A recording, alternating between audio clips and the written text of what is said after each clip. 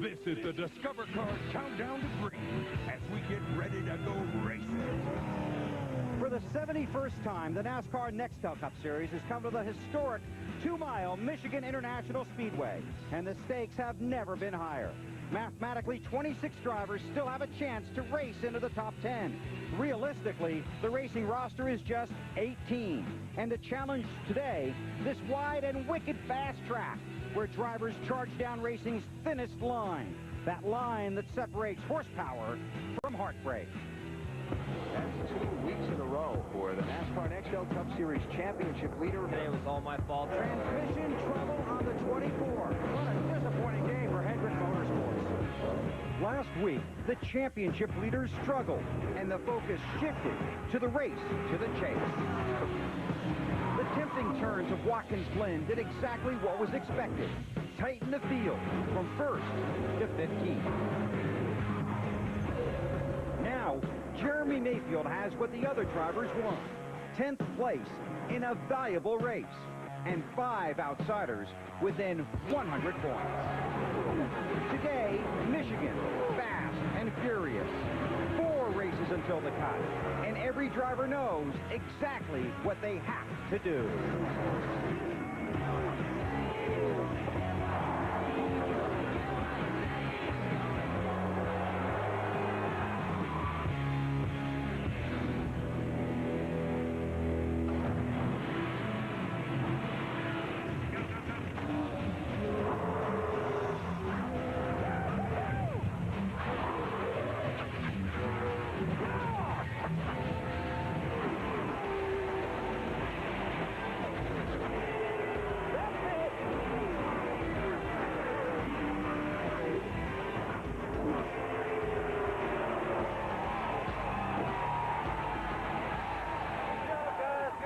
TNT Sports presents the NASCAR Nextel Cup Series, live from the Michigan International Speedway in Brooklyn, Michigan.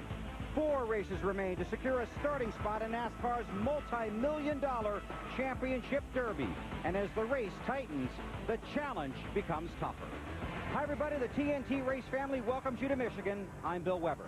For the first time since July 3rd in the Pepsi 400, the top 10 drivers in the championship standings are within 500 points of the leader. And some teams are cautiously considering that magic 400-point mark.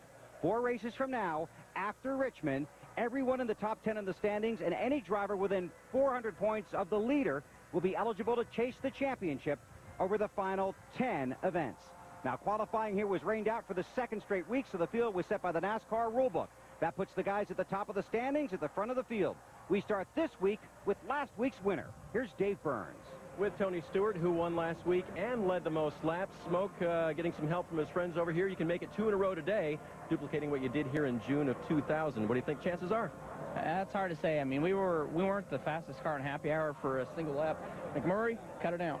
Yeah, he'll be later. Yeah, we're going to get him. So you got to wear a cup in this series when you come out the driver introductions. But it's the Cup Series. Yes, exactly. So needless to say, though, I think we got the Home Depot Monte Carlo pretty good. It's you know, we got a pretty neat paint scheme this weekend with the Olympic athletes on, and we want to do a really good job for them. We're really proud of them over there and really proud of Home Depot for their involvement in the Olympics. But, you know, we didn't put up big numbers as far as a fast lap yesterday, but our car was really good on long runs. So, you know, hopefully Zippy did some things to make it a little bit faster on the front, but, you know, not let it give up on the end of the run at the same time. 4th in the championship. He'll start outside row 2 today. To Matt Yoakum. Jimmy Johnson, best in points, but also best this year. The fewest finishes of 20th or worse. 2 of his last 4, though. Coming the last is Tony Stewart's paying you back for trying to interrupt his interview. But how important, Jimmy, over the past 2 weeks to get back on track with some good momentum here this weekend? That's important. I mean, you know, we hate to lose the points advantage that we've had. But, you know, at the same time, we've been taking some chances with the new point system that's in place. Have been using the races as a testing experience for us. And some have worked, some haven't. You know, last weekend was something we were trying. I made a mistake, and it cost us a good finish. So we'll move on from there. It's important to have momentum back, and we're hoping to get that back today, get a top 3, top 5 finish, and move on. But we're really focused on that final 10. We've got our testing set aside, and the Slows team and all of Hendrick Motorsports, we're ready for it, and hopefully we get that momentum back today. He starts from the pole. The last time the pole sitter won a race here at Michigan was actually the guy who co-owns his race car, Jeff Gordon, back in 2001. To Marty Snyder. Well, Matt, 2-time Michigan winner Ryan Newman fell from 12th or 10th to 12th in the championship standings last week. And is a sense of urgency more tangible now that you guys are outside of the chase for the championship, Ryan? Sense of urgency more tangible. You know, we're just trying the best that we can every week, and it's got us to 12th right now, and we'll keep trying our best and see if we can get to the top 10 and eventually first if that happens. But all we can do is keep trying our best and put the Altel Dodge in the right position and see where we're at when the checkered flag falls. Ryan Newman hoping to roll over the field here at Michigan like Dale Jarrett has done 4 times before. A great race there at the end with Davey. I didn't know if I could beat him and hold him off, but I was able just to beat him by a couple feet.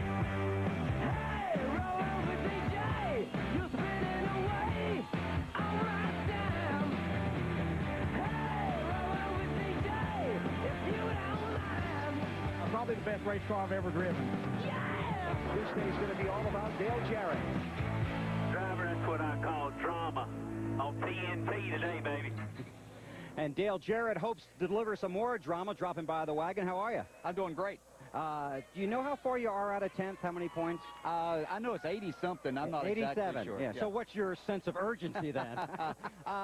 Yeah, it's not that big. I mean, we go do the same thing we do every week. We come to win the race. And if we can't win, then we try to accumulate as many points as we possibly can. But we are at a racetrack to where we feel like this is our shot to try to get to victory lane. That will ensure us of gaining points on 10th. Because you have been very successful at this place. We have been very successful. I love to race here. Probably my favorite racetrack, as I tell people. Just a fun racetrack to race on. So hopefully we've got the car today to have a lot of fun. 3rd here in June, and your team has been strong. A little bit of trouble last week at Watkins Glen. How about today? What's going to happen? Yeah, same race car we had here that was very good. We made a few adjustments yesterday in practice. And, you know, this is about everything. You've got to have a good engine. I think that probably Elliott Sadler and myself had the best engines that we've ever had in any race car here today.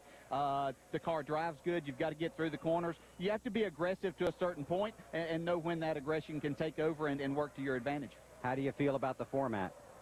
You know, it is what it is. It's what we have to race with. So whether you like it or don't like it, that's what we knew going into this year we were going to have. So we have to make the most of it. I'd be crazy to say right now I didn't like it because I have a chance. It could give me the opportunity to get that 2nd championship without really having a championship year to this point. But we can put ourselves in that position with these next 4 races running well. Okay, you get hungry driving 400 miles here? No, I'm hungry for a win. Okay, well, Elliott Sadler dropped off some M&Ms. Yeah, thank you. Yeah, enjoy those during the race. All right, thank you. Have a great day. Appreciate it. Dale Jarrett rolls off 14th. Here's a look at the top 20.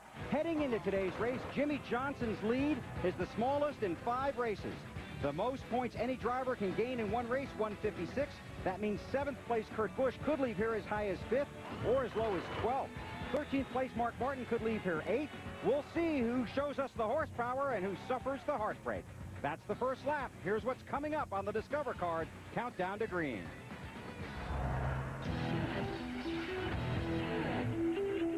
Rookie Casey Kane finished 2nd here in June. From tiny Enumclaw, Washington to the big leagues. Today, Casey makes his pitch for his first Nextel Cup victory. Dave discovers the multiple grooves at Michigan. In racing, the fastest way around isn't always the shortest. Wally Dallenbach makes sure you'll have enough fuel to reach the finish. And Benny Parsons shows us all the guys on pit road aren't guys. All that and 4-time Michigan winner Mark Martin coming up on the Discover card Countdown to Green. Discover Card Countdown to Green. Brought to you by Discover Card. It pays to discover. And by AutoZone. Get in the zone, AutoZone. Reigning series champion Matt Kenseth won here in June of 2002 and was 7th in June of this year. He starts 5th. Casey Mears makes his 4th Michigan start from 16th. His best finish here, 20th. This is a popular place to race. It's wide, fast, multiple grooves. That means there's more than just one lane to race in. The goal of every guy in the driver's seat to find his own personal fast lane. Now, Dave Burns, if a guy can pull that off, this can be a very groovy experience.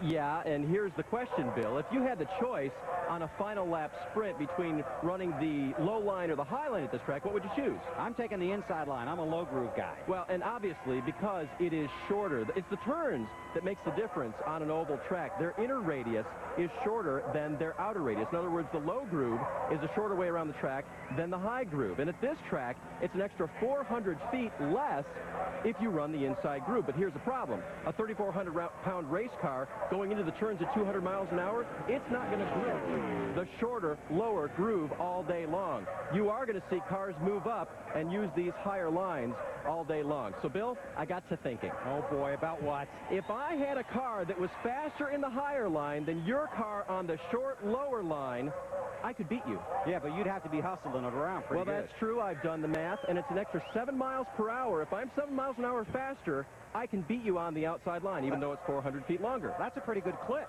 Well, it is, but that's an extreme example to make up the entire 400-foot distance. But it is very possible. Here's the bottom line. For drivers using the higher line, they're going to have more speed than the drivers using the lower line if they hope to beat them to the finish line. Okay, Dave, thanks a lot. And we have seen some of that coming down out of turn 4. Some very close finishes in the history of racing here at Michigan. This is a very fast track. The pole-winning speed here in June was over 190 miles per hour. But being fast at Michigan isn't enough. You must make certain you have enough fuel to reach the finish. If this comes down to fuel mileage today, as races here at Michigan have in the past, Wally Dallenbach explains that the winning edge could be 1 foot.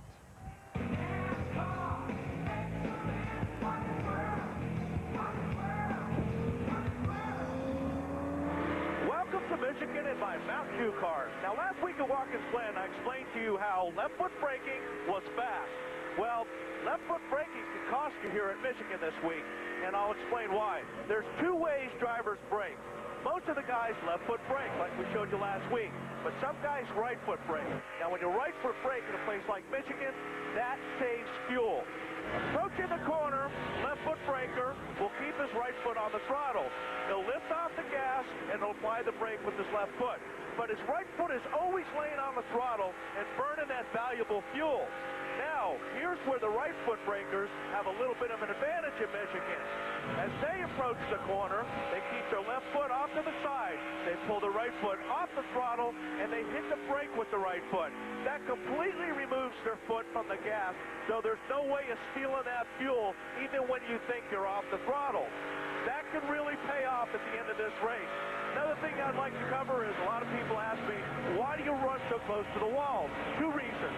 One is, as you approach the corner, you want to arc your car down into the corner.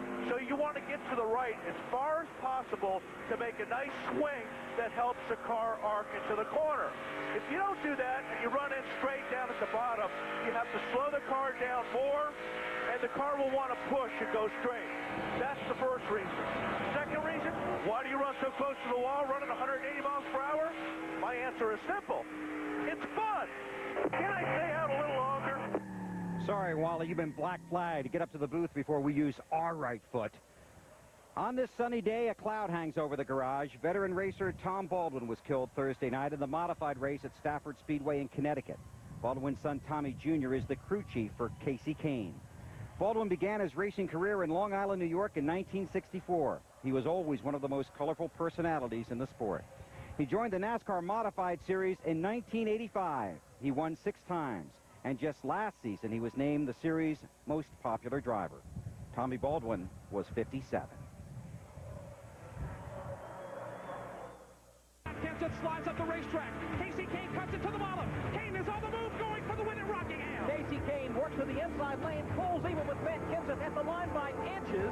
It is Matt Kenseth scoring the win in the Subway 400. What a fantastic run for young Casey Kane. Only his 2nd NASCAR Nextel Cup Series run. Rookie Casey Kane has really stepped up to the plate this season. 4 second-place finishes, 11th in the championship standings, and one of People Magazine's 50 hottest bachelors, all at the age of 24. But you'd never hear about any of it from Casey. He's as quiet as he is competitive. He's from Enumclaw, Washington, just outside of Seattle. A few weeks ago, he got to throw out the first pitch at a Mariners game. Naturally, it was a fastball. Now his fans are waiting for this all-star to drive in with a winning run.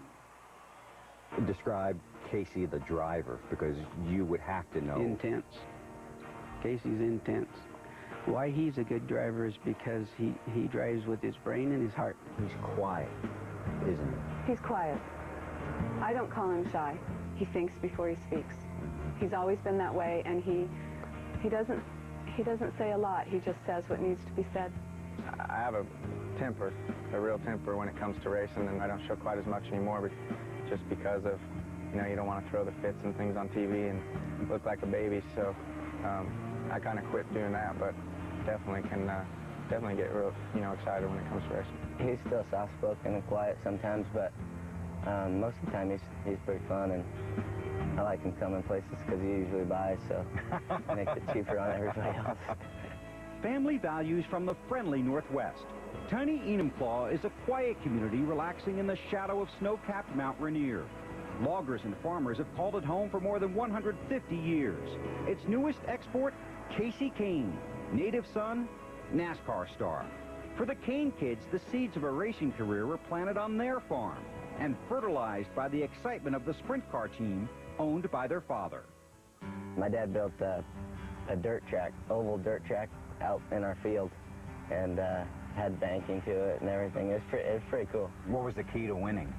We didn't have enough sets of goggles, so if you were out in the front, then you weren't in the dust. So what was it like when you were last then, with no goggle? Well, you just let off and try to wreck the leader.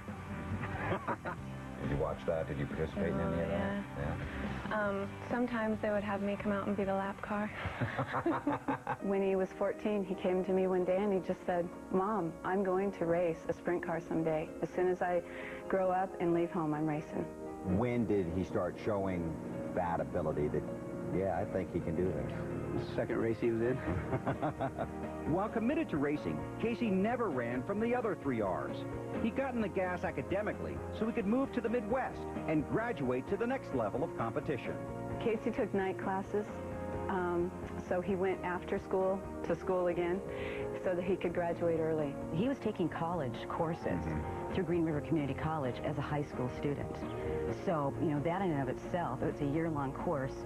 He finished in 3 months. You took everything you'd always worked for in the racing business, basically, loaded it up into a truck, put your son and your daughter in the truck, and all that stuff left town at the same moment. They drove out the driveway. Yep, that was a tough day. Being that young, were you frightened at all, or were you... I was just excited. We worked hard all winter long to get the cars ready and be able to go race, and, you know, I was just excited it was time that we got to go. One Enumclaw, NASCAR's newest superstar, Casey Kane. I enjoy, you know, coming back and, you know, seeing the people that have helped me throughout everything I've ever done, and so yeah, it's something that's real important to me. Today, his family is still raising Kane. Younger brother Cale is coach driver, confidant, and pit crew member. Cousin Cole is his spotter. And Mom runs his fan club, where business is steamy after Casey made People's 50 hottest bachelors. Like one girl wrote to him and said, "Casey, I just can't live without you." What's he like? What's he like? Yeah. Cute. Why are you smiling? He's hot. He's what? He's hot. He is? Yeah, you gotta support the local boy. You know, I've obviously grown up a lot. I've, you know, done a lot of different things and learned a lot, but when it comes down to it, I'm still the same person I've been for a long time, and, you know, hope to stay that way.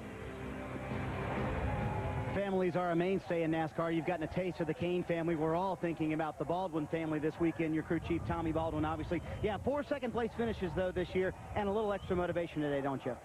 Yeah, I mean, you know, this is a track we've done well at, and, you know, all of our thoughts and prayers are with the Baldwins right now, and, you know, this will be a great day to get a win for Tommy and his whole family.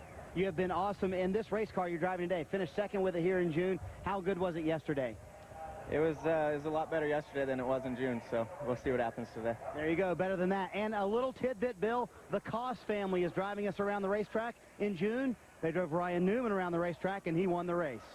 Thanks, Marty. A point of clarification. Tom Baldwin's wreck Thursday night occurred at Thompson Speedway. The entire garage rooting for Tommy Baldwin here at this track today. Our feelings are also with the Baldwin family.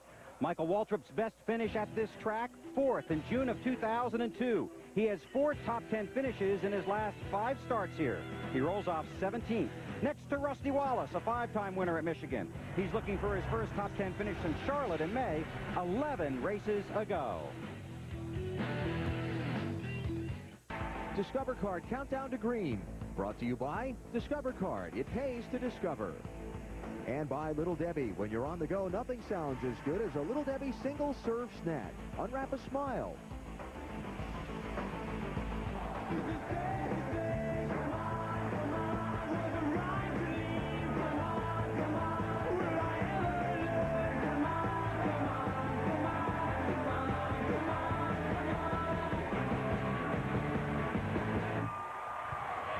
Four events remain in the race to the chase. There's a battle up front, and there's a battle for last. Let's check back out on the grid with Marty. A little different view in the chase for the championship for Jeremy Mayfield. Now 10th in the championship. That's a little more relaxing to be in 10th than 11th. I don't know. It's about the same, really, but we're just going to try to throw all that aside, not worry about points, and you know, try to keep our Dodges up front today and run fast. But right now, we're not worried about it. We're just going to race like we've been racing and just be there at the end.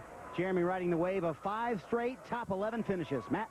Jeff Gordon has 2 wins here in the Irish Hills. His second was the 100th win for owner Rick Hendrick. Now, a win today would be big, and you saw Kyle Busch's marks out on the front stretch. You said he had a lot of fun yesterday. How about fun for you today? Well, we'd love to be adding to some marks out there on that front straightaway. We got a great race car today, and, you know, the team's just been phenomenal lately. Michigan's one of my favorite tracks, and you know, as good as these cars and the power that we've had underneath the hood's been, you know, I think we've got a great shot at a great run today. 7 top 10s over the last 10 races, chasing his 3rd win here at MIS. Marty? Well, Dave, it's the month of August, so that must mean that Kevin Harvick and his gang are starting to pick up momentum. You got a kind of a roll here lately. Do you feel like the team finally has the consistency to gain some ground in the championship? Well, I think we've been gaining, and you know, we've done what we had to do and finished in the top 10 and made laps and just tried to start testing and doing the things we had to do to get better. So the Jim Goodwin Chevrolet was pretty good in practice. Doesn't put up the big number right at the beginning of a run, but all in all, I think it's good. It's even more fun to pick on McMurray. See, watch. See? Oh, and here comes Tony Stewart to join in to get him back for earlier in the race. See, the fun and frivolity that happens here on pit road happens all the time. He said he owes you one, Jamie, by the way. Tony does. What? I didn't do anything with smoke. No. I think he's just getting Glover back right now. Oh, Glover. All right. Is that fun, Tony? This old man's getting worked over here. All right, Tony Glover, the team manager at Ganassi. Dave? You know, how apropos now we work to a comic book. Superman helping out Kurt Busch this weekend. Can the Man of Steel help you protect that 7th place position in the chase for the championship?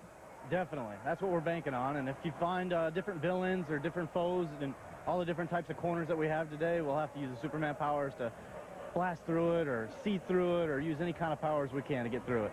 Kurt will take what he can get. Marty, I don't know what's going on, but back to you. We're going to talk to Mark Martin, who jumped from 15th to 13th last week off of a 3rd place finish. Nice run for you last week. Can you duplicate that this week, Mark? We've got a really good car here with the Viagra Taurus. Hope it runs like a Batmobile. The Batmobile would be good, wouldn't it? 2 top 5s in the last 3 races for Mark Martin. Bill?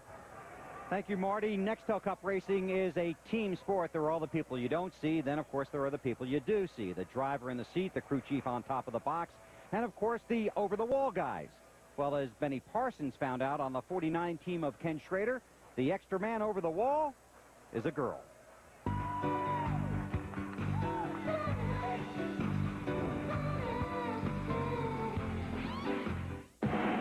So what's a beautiful young lady like you doing hanging around with this bunch of guys? I'm not really sure. I grew up on a dairy farm, so did you? I grew up working outside and just being rough, I guess. During the week, Angie Messmer is a fabricator on Ken Schrader's Dodges. But on race day, this mother of 2 is the gas runner and the only woman pit crew member in Nextel Cup racing. How difficult is it being a female in a male-dominated sport? It was definitely challenging at first. It still is challenging, but it's hard at times. You have to prove yourself. Just being a female, I think most guys don't think women can pick up a drill and use it right.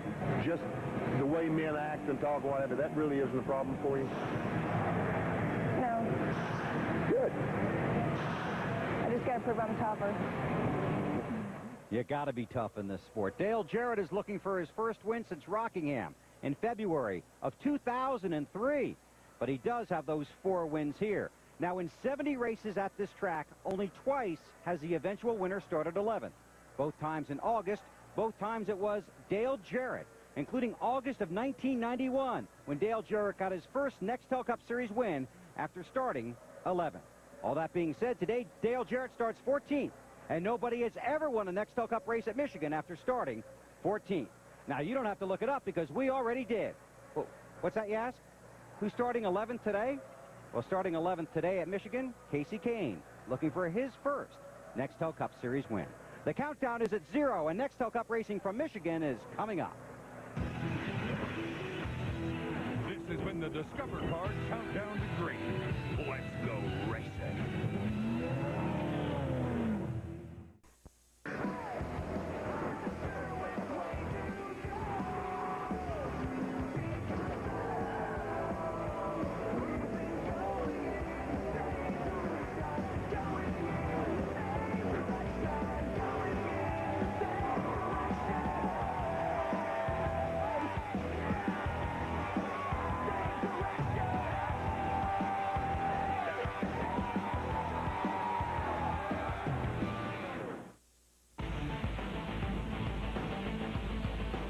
TNT Sports presents the NASCAR Nextel Cup Series, live from the historic Michigan International Speedway.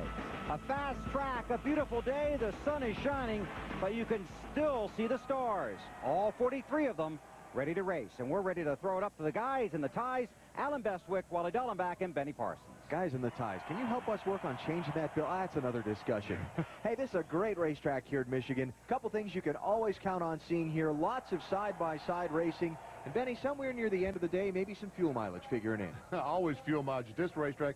As I came to work this morning, I rode around the racetrack. On the apron, I looked up and I said, wow, this place is really wide. And it dawned on me, these drivers use every inch of the racetrack. We'll see the cars 3, 4 wide, even through the corners. Yesterday in the NASCAR Busch Series race, watch these cars go through the corner 3 wide, all about the same speed. A terrific race track for excitement and great racing. And we'll see them farther apart than that, 4, sometimes 5 wide on the restarts during the day today. Seems like we can't set up a race at this point in the year without talking about the chase. Wally, this track is very tough on the cars mechanically. Could be a big story. Yes, it is, because you turn a lot of RPMs here, and that kills the engines. Back in June, a couple guys that are in the chase for the championship had engine problems. Jeff Gordon, he had motor problems, as well as Jamie McMurray. So there's some guys that can push the envelope. Some of the guys that are safely in can push the envelope, get those RPMs up there, which makes it faster, go for the win. Some guys got to be careful because, you know what? If they blow that engine, it could take them out of the chase. Racetrack ate up a lot of engines in the June race here. It'll be interesting to see how it plays out today. And, of course, we're just 70 miles southwest of Detroit. A lot of corporate people here from the brands that support these race teams. Dodge, General Motors, and Ford. This is a home game for them. Bragging rights on the line for the manufacturers in this race today. So we have good weather, another sold-out grandstand, and the drivers all strapped aboard their machines. Now we just need those 4 little words to get the action started. And now, ladies and gentlemen, with those most famous words in motorsports, here's our Grand Marshal, John Gordon, Sr. On behalf of Gordon Food Service and 111 Gordon Food Service Marketplace stores, gentlemen, start your engines.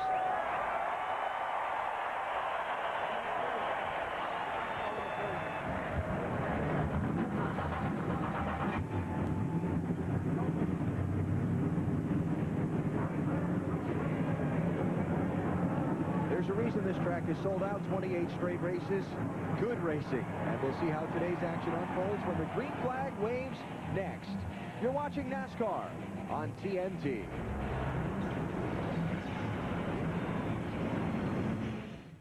Michigan International Speedway in Brooklyn, about 70 miles southwest of Detroit, where over 140,000 are gathered to watch the NASCAR Nextel Cup Series race 400 miles. Cars not yet rolling off pit road and onto the track. They'll begin their parade and pace laps momentarily. No Bud Pole Award winner this week since qualifying was canceled Friday by rain. Budweiser, the official beer of NASCAR, proud to sponsor the Bud Pole Award given to the fastest qualifier. Each NASCAR Nextel Cup Series race, there are the 10 drivers who are qualified for next February's Budweiser Shootout at Daytona. And here we go with a look at the starting lineup for today's race. Field lined up according to provisions in the rule book, so by points, basically, back through the top 35. Jimmy Johnson, Jeff Gordon on the front row. Bernard Jr. and Tony Stewart sharing row number 2. Earnhardt Jr. has not yet cracked the top 20 in the last 2 races at Michigan as far as the finish is concerned. Elliott Sadler on the outside of row 3. Let's try our hand at talking to Elliott. Hey, Elliott Sadler, Benny Parsons, you got me? Yes, sir. BP got you loud and clear. Now, you can check pit road speed and talk to me at the same time, can't you? I can do both. I spit out my gum, so, yeah, I can do both of those things. Okay, now you're in your favorite race car, the car you won Texas with. How about today? Can you do it? I swear I think we can. It's about 200 start. The guys brought my favorite car. We wanted the fastest cars yesterday, so I think if we stay out of trouble all day, we might have some for these boys here by the end of the race. Your competitors, when I walked through the garage here this morning and asked who was the best, they talked about that 38 car. Yeah, this car, I think, has never finished outside the top 5, so I have a lot of confidence inside of it. And the guys have maxed it out again. It was real fast yesterday, so we'll see what happens. And I do want to say, BP, everybody at Robert Yates Racing has got Tommy Baldwin and his whole family in our thoughts and prayers, and also all the men and women across in the armed forces fighting for our country, so we can sit here and do what we love to do every Sunday. Well, have a big time today, will you, Elliott? All right, guys, y'all have fun in the booth up there. Thanks, buddy. Always. As you look at the rest of the grid, we'll tell you that Ryan Newman has not pulled onto the racetrack with the field. An update there after we finish showing you the starting lineup. Report is they think they might have had a flat tire on the 12 as it sat on the grid. So he pulled right into his pit stall. Marty? Ray Ocean, the tire guy, actually found it when they were on the grid. They asked NASCAR if they could change 4 tires and resume where they were going to start. NASCAR said no. They'll have to start at the back of the field, changing 4 tires here on Ryan Newman's car. The right rear, I believe, is a tire that was flat, Alan. You know, the problem that Ryan Newman has now is trying to check out pit road speed. Because the first lap that these cars go around, that's when the pace cars are running pit road speed. And now he's got to catch up and try to do that. Well, fortunately, he's got a teammate that might be able to help him out if they have the same final gear. If they've got the same final gear and the same transmission. I suspect he'll figure it out here. This is only the first of the 3 pace laps, so they'll have a ballpark anyway. So you saw that Terry Labonte and Kyle Petty will have to drop to the back on these pace laps, both changing engines during the race weekend after problems, so that's a violation of the 1 engine per weekend rule. And now Ryan Newman trying to join Bill Elliott and David Pearson in winning 3 straight here. Remember, he's won the last 2 at Michigan. He'll have to do so from the back of the pack. That's tough luck. Yeah, the difficulty scale just went from fairly easy to awfully hard. All right, while they make the parade and pace laps, let's get some more reports from pit road, and we start with Matt. Alan, you touched on Dale Earnhardt Jr.'s frustrations over the past few races here at Michigan. He's never scored a top 5 finish in Nextel Cup, although he does have 2 top 5s here in a Busch car. Now, the team during Saturday's practice sessions had a great session. The first one, the second one, it was horrible. So they've gone back to the setup from the first session. They're coming off a top 5 last week at the Glen. Their 3rd top 5 finish this summer, so they're expecting good things here today in the Irish Hills. Marty? Talked to Matt Kenseth before he got in his race car, and he said practice yesterday was not too good. They could never find the balance they wanted on the race car. They were either too loose or too tight, never found the middle ground. Matt said they made several changes this morning, and he doesn't know what to expect. Same car he ran at Indianapolis, and the car was very fast there. Matt said if we can just duplicate that as fast as it was there, we'll be okay today. Dave? Marty, Jamie McMurray is 15th in the championship right now, just 99 points out of 10th place and the chase for the championship. He is, guys, we'll go back to you right now. Dave is being moved out of the way for a moment so they can pass some parade cars through where he was standing. But we knew what he wanted to say, which was that Jamie McMurray needs to have a good race. Yes, he does. Being 15th in the championship, but only 99 points out of that 10th place. That's going to be one of the big stories, not only today, but next week. The night race at Bristol, where anything can happen. And usually does. Yeah. Oh, it's going to be huge over these next few weeks. Looks like Ryan Newman might not have solved his problem because he is once again coming down pit road. Unless he's just going to top it off. Can't do that. No, that's right. You can't do that. You're not allowed to put any fuel in until you take. Well, maybe nobody's looking. Maybe nobody's looking. Marty, don't look. No, they're looking. They've already called it out on the NASCAR radio channel. No fuel in the car. Can't get away with that one, Marty. Yeah, and Matt Borland reminded them, no fuel in the car, guys. What happened was that Ray Ocean said, you know, I didn't have the tire pressures just like we wanted them, so let's come back down pit road. Let's get the tire pressures right, and then we'll put 4 tires on. So that's what they're going to do. They were already starting at the back of the field. So an early setback for the guys who won the last 2 races here at the Michigan International Speedway. So the 4 tires that they had to quickly put on there were not adjusted exactly right in air pressure. That's why they came back down. I see. I hope he wins the race today, because that's going to be an expensive tire bill for Mr. Penske. They've gone through 2 sets of tires before they've taken the green flag. Surely to goodness they could use that first set that he just ran around the racetrack slowly on. You never know.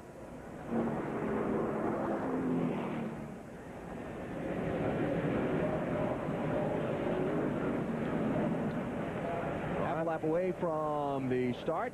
Watch your mailbox for a little blue envelope with the Valpak and TNT logos on the front. You can win a trip to experience NASCAR VIP style or other great prizes. TNT.TV has more details. How many wide on the first time they come by at speed? It's going to be 3 at least. The first time by at speed? Yeah, at least. Down the backstretch, there'll be 3 wide, maybe even 4. It is 200 laps around this 2-mile track to make up the 400-mile distance. A little bit shy of $5 million on the line. And the bottom number right in there, sloppily written over by yours truly, that's going to be the key number today, because that's going to slide up towards 50. Well, I think some cars can. When I talked to the engine builders this morning, engine tuners, those guys were really concerned about getting much more than 42 laps on a tank of fuel on green flag racing. Buddy, you're right. It may inch up there. We'll see. We are underway at Michigan.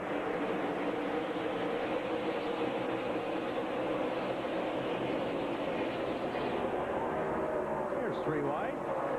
Michael Walton. That wasn't even the first time by at speed. Jr. running right in on Jimmy Johnson for second. Jeff Gordon is taking the lead.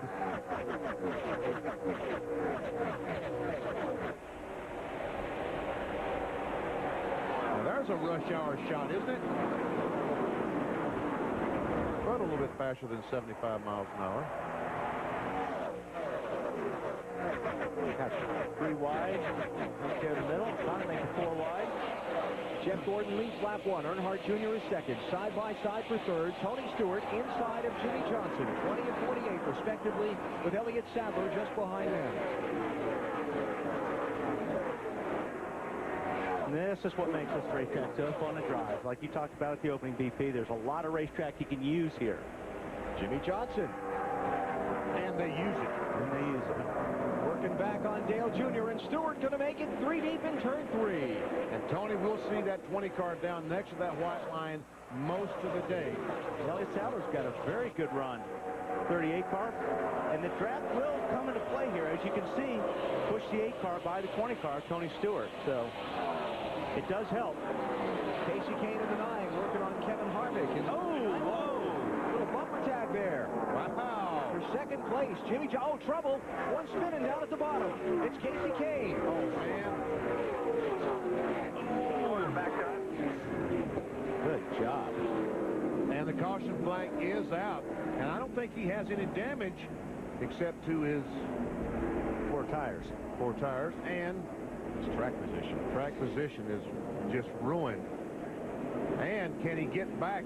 Are any of the tires flat? Can he get back? It's like the left front might be flat. Yep, left front is definitely flat. So can he get back to the pits without tearing up the fenders? Well, he's going at a good speed right there. He can get away with it. If he was going any faster, it'd be bad. Go ahead, Matt. Alan, that's exactly what he told Tommy Baldwin on the radio. I'm trying to go as fast as I can without damaging the fenders. Those tires coming apart, ripping apart that sheet metal and hurting this race car cosmetically. They've got a big break here. The fact that they haven't done that yet and they weren't hit by anybody else. So cosmetically, that car is A-OK. The crew up on the wall, the Dodge boys, waiting to put 4 fresh tires on that car. And the good thing about it is this place is such a big racetrack that you can get in here and get the tires changed without losing a lap. If you remember, if you were with us back for the Brickyard 400 a couple of weeks ago, both Sterling Marlin and Robbie Gordon got flat tires on the track, and the tire came apart, basically ripped the body panels off the car, damaged suspension pieces. Let's take a look at what happened here. Ever see Junior in the 8 car, Dale Earnhardt Jr. right behind the 48 of Jimmy Johnson, and he goes in there and gets in the back of the 40. I don't know if he got in the back of him or just got him loose. I think he got in the back of him. Either way, I don't know why. It elevated Jimmy's heart rate. Yeah. And there's Casey, who ends up in the grass. Remember, he and Kevin Harvick went off into that corner side by side. I knew he was sideways with someone. I was trying to remember who it was. Now, Casey is still not to his pit. There we go. The pace car. There's the in-car camera of Casey. Oh. Took the air off the rear spoiler. When you get two cars side by side like that in the corner, and the high car comes down on you, if you're on the low line, it just sucks the rear of the car around, just like that. And he was able to get his tire changed. Junior, Dale Earnhardt Jr.'s on pit road. I'm sorry, we're going to the replays. Oh, man, that's close. That's from Dale Jarrett's car. As you were saying. Junior's, but he brought a lot of cars with him. Bill? On pit road, Benny, for 4 tires and a chassis adjustment, an early stop. Some of these teams want to get an early grip on this track in case this stays green for a long time. Despite the good track position, Earnhardt Jr. on pit road. Most of the cars that are pitting there were in the back half of the field, but Earnhardt Jr. gave up a top 5 spot to come in. Evidently, he was not very happy with that car. He didn't like what he had. Yeah. See Ryan Newman also in, Terry Labonte there, Casey Mears just leaving their pit stalls. Early caution is out in the GFS Marketplace 400 at Michigan. NASCAR on TNT at the Michigan International Speedway as the pace car peels off and we go back to full speed racing. Jeff Gordon leads, Elliott Sadler is second, Tony Stewart third, Jimmy Johnson fourth, and Kevin Harvick is fifth. Cars that pitted toward the back of the field. Scott Riggs was first off the pit lane. He's 27th in line. Dale Jr. is 29th. And Casey Kane is 41st after his spin.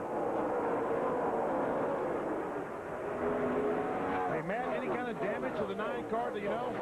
BP, the car itself looks good cosmetically. Now, Tommy Baldwin told Casey, looking at our video on his monitor, it looked like it was the perfect situation for air being taken off his car by another. The car is a little bit on the free side. They came back in, topped it off on lap 5, and made a track bar adjustment just to tighten him up just a tick.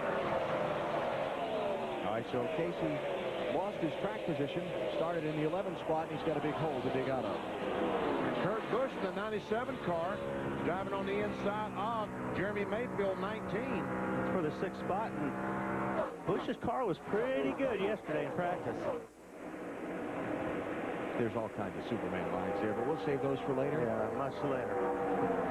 Dale Earnhardt Jr. gave up a top 5 spot for a pit stop under that caution. Bill, what are they saying down there? Junior said the car was just too tight to drive, Alan, just way too tight. He wanted to use the chance to get it right. He did run into the 48 of Jimmy Johnson. What he said on the radio was, I came around the corner, it was right there. It's like he just stopped. Tell him I'm really sorry, but I didn't mean to do it. The front of the 8, the grill is caved in just a little bit. Car Chief Tony Eury Jr. says not an issue. The grill openings on these cars are not all that large, so we'll hope it's not an issue for him because it's pretty warm outside today. I was talking to one of the crew chiefs this morning, and Marvin, just what a little opening he had on the grill. 3.5 inches is all the opening he had. The rest of it covered in tape. And those openings are important in a race like this because the more tape they can get away putting on it, the better these cars are going to handle. The more downforce it gives on these cars, so the front of these cars are just as important as the fenders now. This qualify as a gaggle here? This would be a gaggle or a wad. A wad of cars. Kurt Busch had his hands full up in turn 3. It looks like Kurt's car might be loose getting into the corner, but by the looks of it in turn 3 there that last lap, car got loose getting in, so that may be his problem. Well, he's able to get by Harvick. Rusty Wallace going by right now. The 29 car seems to be struggling to keep up with these cars. That is Greg Biffle in the 16, another one of the cars with the different paint scheme here this weekend. And Harvick overtaken by Jamie McMurray and Greg Biffle. And here comes Matt Kenseth to his inside. So Harvick suddenly back to 11th. He was 6th last time by. And he's using a lot of the racetrack. He's sliding up the racetrack as well. Not sure. Trying to look at that car to see if it's tight or loose. If he's loose because he's up on the racetrack because he doesn't want to turn the wheel. But, yeah, he's losing a lot of spots. And Dale Jarrett working on Kevin Harvick there. That'll be for the 11th position, as I said a second ago. Almost looks like he may be loose then, too, the way he's driving it up the racetrack. But all right, so Jarrett with that pass. Talking about Kurt Busch just a minute ago, running in 6th position. Oh, maybe he doesn't finish the pass. Crossover. He finished the pass, but Kevin came back on the inside. What about Kurt Busch? Dave has an update on the 97 for us. Dave? Yeah, Wally, you were talking about him being loose into the turn, and he is, but the really frustrating thing is that's the way the car has been all weekend long for Kurt. Loose into the turn, tied off the turn, and I asked him just before he was introduced to the fans today about that. He said it's pretty frustrating. They haven't gotten it fixed yet. Yeah, Dave, that's pretty tough to drive here at Michigan. You don't want to be loose in as fast as you turn into these corners. We talked about how you need to arc going into the corner, and you can't do that with a loose race car because you don't want to turn that steering wheel, so you have to run that high line. If you're new to NASCAR, a loose race car is one in which the back wheels don't grip as well as the front, so when you start to turn it left, it wants to spin out on you, and the centrifugal force of turning left in the corner. Wow, look at that. He is loose. You know, the best analogy is when they're loose, they back in the wall. When they push it, they hit the wall with the front end. Or they just turn too good. Talk about Kevin Harvick sliding back. He's settled in 12th spot. Matt, what are they saying? He is battling a very tight race car, guys. In fact, he's had to change his line. He cannot get in the gas. You see him go to the high side. He cannot get in the gas when he needs to, and people are starting to make big headway on him from the center to up off the corner. A new spotter this week, Rick Corelli, who has driven Kevin's truck in the past, trying to help him change his line, find a better line to try to help that race car's handling to their first stop. Well, when you run a high line like that, when you're tight, what you're doing is you're trying to get way up to the top of the racetrack and get the car so it'll cut so you can get back on the throttle. A lot of times here at Michigan, this track gets tighter and tighter, and you'll hear that the cars are tight on the throttle. That's the biggest problem here as the race goes on. Another group here slicing their way up through traffic. Mark Martin, Robbie Gordon. Gordon in the orange car, 31. Martin chasing him in the 6th. That would be the 13th and 14th place cars coming up behind Kevin Harvick and Dale Jarrett. And Harvick's just hoping for a caution because he needs to get in that car to adjust. And Ryan Newman got a tire mark. Well, I guess that's just one of the superheroes on the side, but Marty's coming down pit road.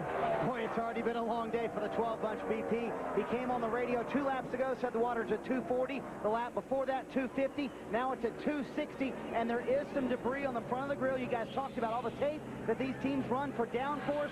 The front of the grill was clogged up with grass. Also, a piece of plastic was on the front of the grill for Ryan Newman. Here in June, same exact thing happened. They pitted on lap 23, went down a lap with an overheating engine, came back to win the race. They're not out of it yet. And that's one of the problems with running too much tape on these cars, that if you do get some debris on the front, it just shoots the water temperature up to 260 or more. And we talked about that this morning, and what causes so much paper? Well, 136,000 people, and a lot of them have been here for 3 or 4 days. They've had a hot dog or two. They generate a lot of paper. Big lead for Jeff Gordon, almost 3 seconds over second place Elliott Sadler. Early on in the going here at Michigan International Speedway. Watching NASCAR on TNT. NASCAR Nextel Cup Series on TNT on a near 80-degree afternoon. Sold-out grandstands and green flag racing with Jeff Gordon out in front. On board with Robbie Gordon in the singular car in 13th place. You know, I'm looking through the record books getting ready for this weekend, and there are a lot of notable numbers about this racetrack. Which one of these Michigan records do you think will be broken first? 4 straight wins. Bill Elliott did that. 65 lead changes.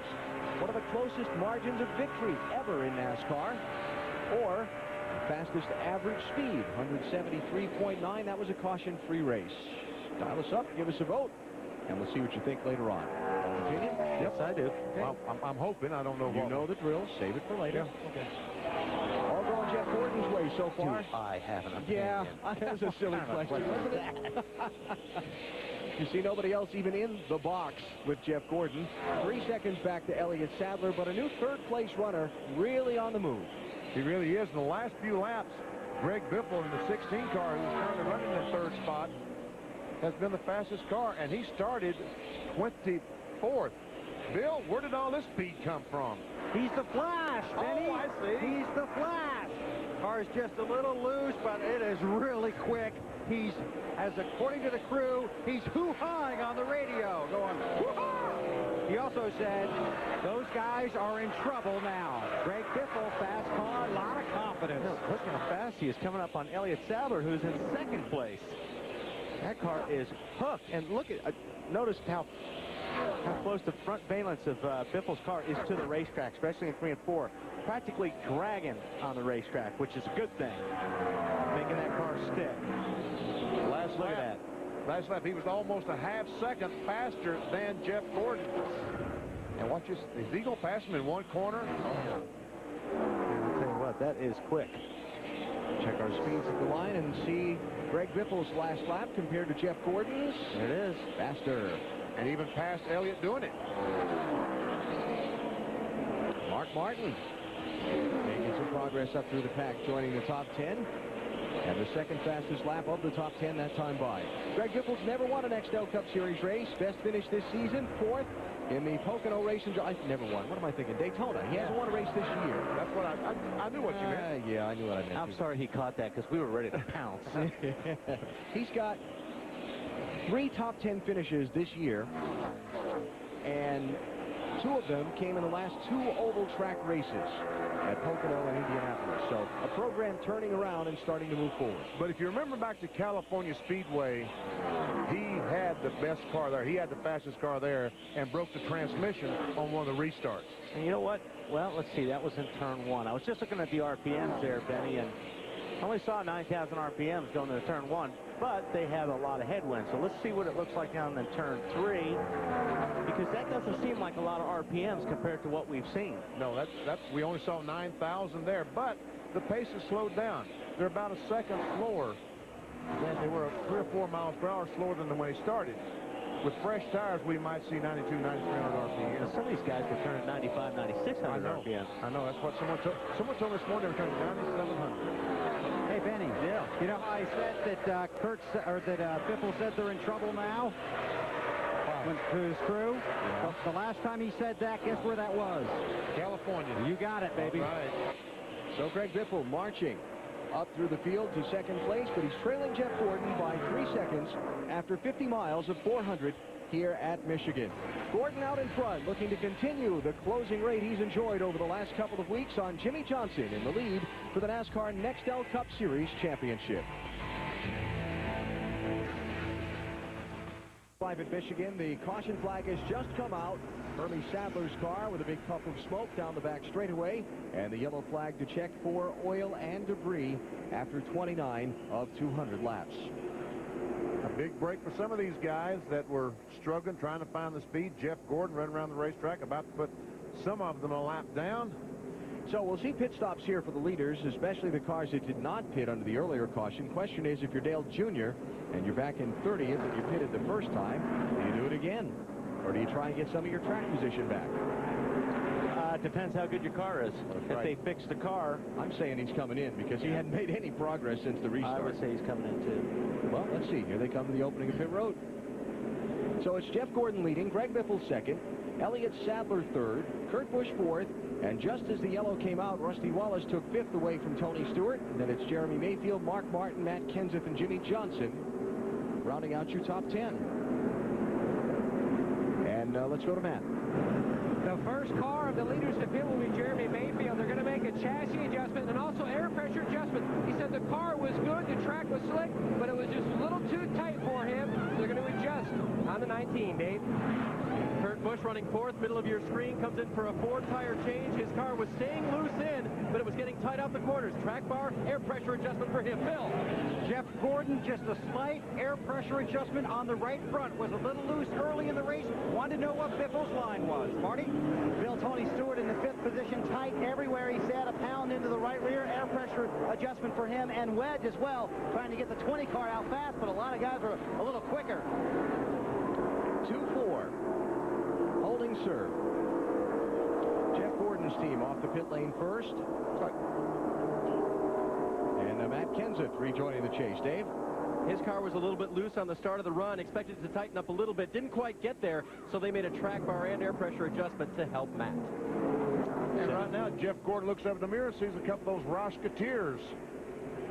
Jeff, Kurt Busch, and Greg Biffle. So Kenseth running in 7th. Jeff Gordon's team holds the lead through the pit stop. The boys on pit road getting it done.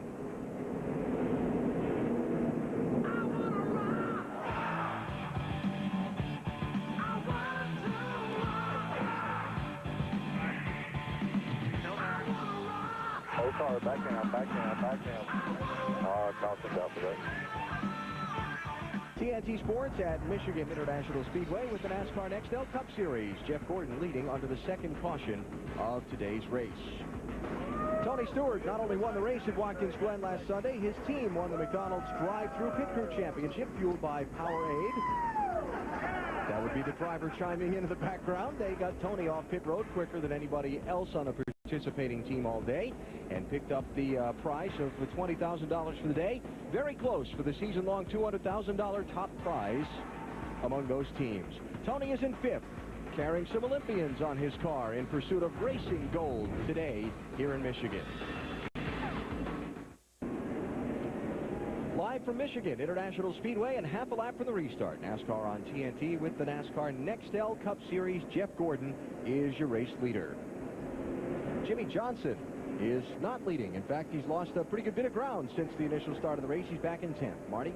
At the beginning of the run, Alan, Jimmy Johnson was pretty happy with his race car, but the further he went, the less happy he became. Just can't carry any speed to the center. If I do, I'm all jacked up. Loose everywhere. It's just getting worse and worse. Not bad off the wall, but if I get into the center with too much, that's where I start to get in trouble. And on the pit stop, 3 rounds down on the track bar, 2 rounds of wedge trying to tighten up Jimmy Johnson. And for every lap he completes, $48 to the American Red Cross Disaster Relief Fund for those affected by Hurricane Charlie. So we hope he completes a lot of laps today. And what he was referring to, not off the wall, was his car wasn't loose as he turned down into the corner, but it was real loose in the center. Okay, green flag is out. I'll get that out. Easy for you to say. I was all excited about Ryan Newman getting up there and trying to race these guys, get his lap back. Yeah, lucky dog at the last caution was Morgan Shepherd, who had just been lapped by leader Jeff Gordon. So Ryan's still a lap down. After the unscheduled pit stop, he is now the first car 1 lap down. He's back in 13th place.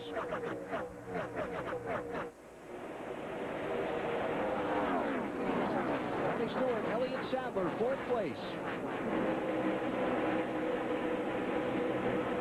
That's great. Ryan Newman is up high, Elliott Sadler in the middle, and Tony Stewart on the bottom. Comes Newman. And second place changes hands. Oh, no, it doesn't. No. Ryan's just passing cars. That's Ryan and not Kurt Busch.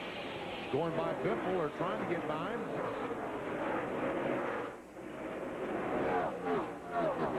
See Stewart working that way down at the bottom line.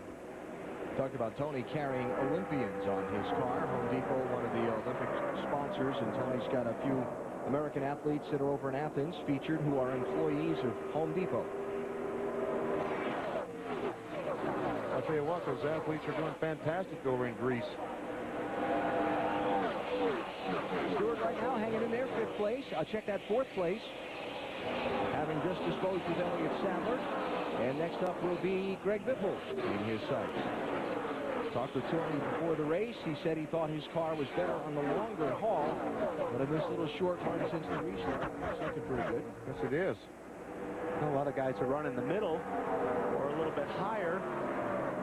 And typical of Tony Stewart, he tries to get that car to work down on the bottom, like where he's at right now. He likes that bottom line. Marty?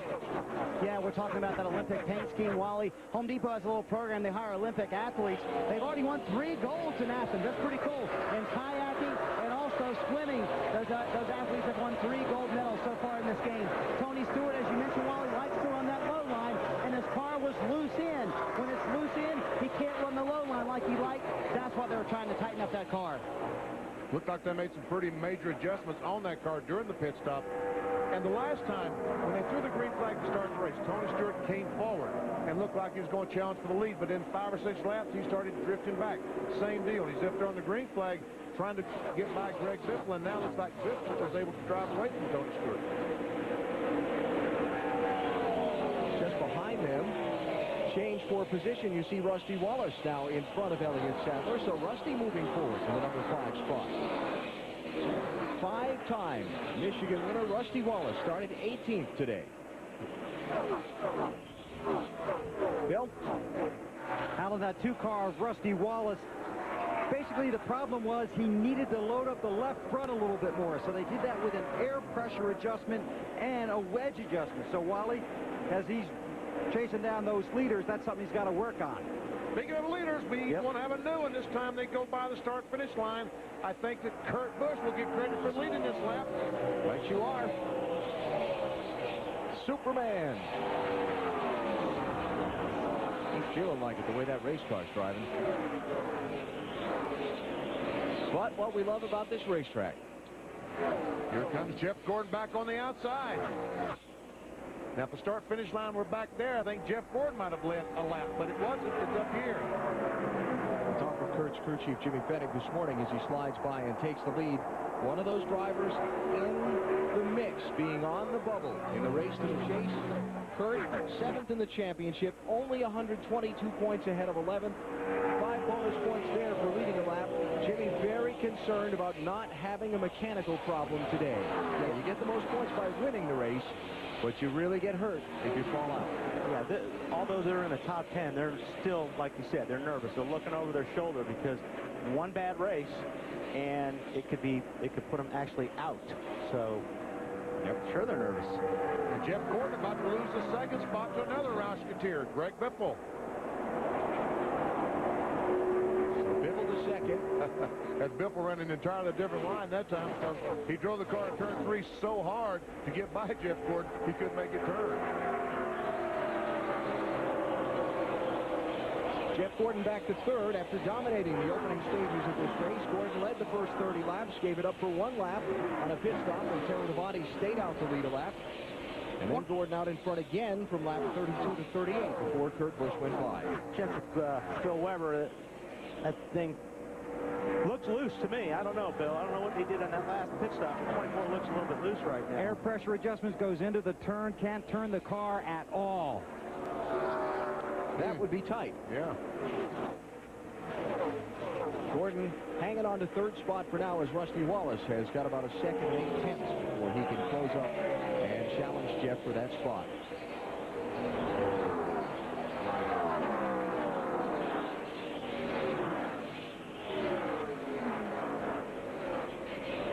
And for the lead, Greg Biffle. He couldn't take it away from Jeff Gordon earlier. Can he take it away from his teammate? And, you know, do you think he'll race his teammate as hard as he would Jeff Gordon? Knowing Greg Biffle, probably. Yeah, absolutely. Not going to take too much. Ah, he goes. Just like that. And a new leader, Greg Biffle, out in front here at Michigan. Shaping up to be a pretty good day for the Roush team. They've got the top 2 spots now. Mark Martin is running 5th, just having taken that spot from Tony Stewart. And Matt Kenseth was in the top 10 earlier. 17th. He has fallen back a little bit. There's Matt. It's up to 17, Dave. Yeah, he restarted 7th place, Alan, and they have gone backwards. The car is very, very loose for Matt. And he described it to his team on the radio as extremely loose. In fact, I think we caught some of that audio, and here it is. Feels like it's got a freaking 6,000-pound spring in the rear. It just burns the rear up. Got a flat or something around me. It's so loose, I got a flat or something. Just get ready. I can't even hang on to it. It's about wrecked there. Real loose, Wally. Ever been that frustrated? Yeah. Oh, yeah. Yeah, when you're, like I said, when you're loose here, it's magnified because you're going so fast. Here comes Rusty Wallace. That'll be for 3rd place. Yeah. Gordon is struggling. Caution. For debris in turn 4.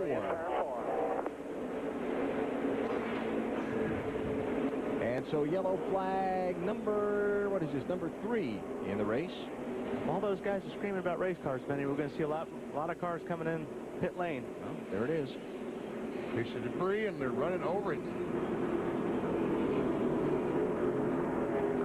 Oop, There it somebody goes. just hit it. Someone hit it with a, looked like a left side tire. Yeah. So third caution flag out here at Michigan with Greg Biffle out in front. We're at lap 45, the 90-mile mark. Just shy of the 1/4 point in the pace car. Going to lead the field once again. All right, I don't. Well, 24's got to come in. If they're struggling, and they are tight, they're only going to get tighter. Been 15 laps since the last pit stop. Green flag racing started at lap 34, so it's been 11 laps. I don't know. Some guys will probably stay out. I'm sure the guys that are good will. The guys that are struggling. And by the way, as he did in June, guess who's the lucky dog? Ryan Newman. Ryan Newman, back on the lead lap. The guy that doesn't like the lucky dog more. Or the lucky dog rule, that guy? Just give it back, Ryan. Just don't take it. So he'll be coming around past the pace car in a minute and rejoining the lead lap. And try to work his way back up through the field. See if he can make it 3 straight. Michigan wins. As a matter of fact, at Pocono, I think he was 2 laps down, got 2 lucky dogs, and was able to finish 10th or 12th or something. Talking about Ryan Newman. Who's in? Leader's in. Coming in. All of them coming in. Everyone's coming in. Wow, Matt, coming to you, boy. Jeremy Mayfield looking for some more help on his race car. The chassis adjustment on the last stop didn't help. They're going to back out 1 round of the 2 they put in last time. Today, leader Kurt Busch was a little bit tight. Actually, second place Kurt Busch. Let's let out for turn 4. 2 tire stop for him. Wedge adjustment to help him off 4. Weber. Biffle into 16 was coming for 4. They gave him 2, an extra round of track bar adjustment. Marty. Was loose. Actually, it was tight. What they're going to do this time, it is still tight for Tony. Tight in 1 and 2. Good in 4, though. They make track bar adjustment trying to loosen them up. Dave? Matt Kenseth now with a big wedge adjustment to try to help him. That's a chassis adjustment. They took it to a place where it was in practice yesterday that they were a lot more pleased with. They're hoping that'll correct their problem here today. Alan? I saw Kurt Busch, Greg Biffle, Jamie McMurray, Mark Martin, and Robbie Gordon get right side tires only. Want to check on Joe Nemechek because he got off the pit lane pretty quickly. Under caution here at Michigan International Speedway. Coming up on the 1/4 mark of today's race, you're watching NASCAR on TNT. Michigan on TNT is brought to you by Ford, the official truck of NASCAR. By new M3 Power from Gillette, the new power behind the Gillette Young Guns. By Levitra, ask your doctor today. Levitra, when it counts. And by Singular, the wireless company that fits you best. Beautiful day here in the Irish Hills of Michigan. NASCAR fans watching Scott Wimmer as the new leader of today's race. We'll tell you why in a minute. First, our NASCAR Busch Series update. Kyle Busch with his 5th win of the season yesterday. Dominated. Led 87 of the 125 laps here. Gaining 20 points on Martin Truex Jr. in their fight for the championship. NASCAR Busch Series at Bristol. Friday night, you'll see it on TNT. No race this weekend for the Craftsman Truck Series. They race at Bristol on Wednesday night. Speed Channel has that one for you. It's 84 points. Bobby Hamilton to Dennis Setzer entering their race at Bristol. And we are getting ready to go back to full speed racing, and a lot of pit strategy played out under this caution flag. Scott Wimmer's the new leader, did not pit under the yellow. That's the first of the strategies, and then Greg Biffle and Kurt Busch took 2 tires, and Mark Martin and Jamie McMurray and Robbie Gordon and Joe Nemechek and Brendan Gaughan and Michael Waltrip. And Dale Earnhardt Jr. was one of the last cars off of pit road, so evidently some kind of pretty serious problem with the Bud car. They continue to work on it. It's back in 33rd right now. So here we go. Wimmer playing a little strategy, his team, to get a little upfront time. Let's see how. Not a matter of if they're going to hold the lead, I don't think, because Greg Biffle has had a faster car, but yeah, I don't think he'll have back they fall before the next caution and maybe pit stops. They'll have the lead for a lap, the way Biffle's been running.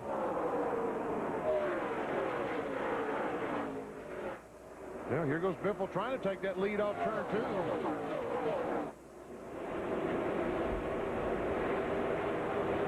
Mark Martin has been fast.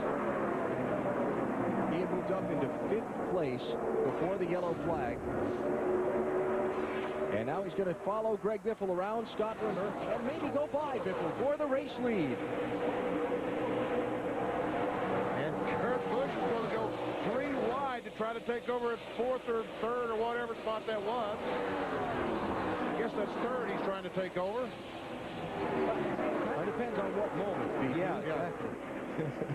Mark's, just barely has it pulled off. And Mark Martin, credited with leading the last lap. He gets those 5 points. 5 very valuable points to him as he tries to get in that top 10 in NASCAR Nextel Cup points. Bill Weber. Mark Martin had asked to lead a lap for those 5 bonus points. Caution on the speedway. Got a car way up high off the pace in turn 4. Report is probably dropped some fluid. I think that's Kyle Petty. Looks like him, yep. Yes, it is. Kyle's team had changed an engine. Left front down. Awfully low. I don't know if he's got a left front tire flat or not. Sure looks like it. There is the car that dropped the liquid. Apparently, Derek Hope. So perhaps he had oil pan failure, with the oil pan failing to hold the contents of the bottom side of the engine, and Kyle Petty ran over something to cause his problem. That could be. That oil pan is just a very thin piece of sheet metal. When those engine pieces come down and hit it, normally they knock a hole in. So we're under yellow once again at the 100-mile mark. Today, this will be the 4th caution flag already of today's race. You're watching NASCAR on TNT. For the 71st time, the NASCAR Nextel Cup Series races at the Michigan International Speedway.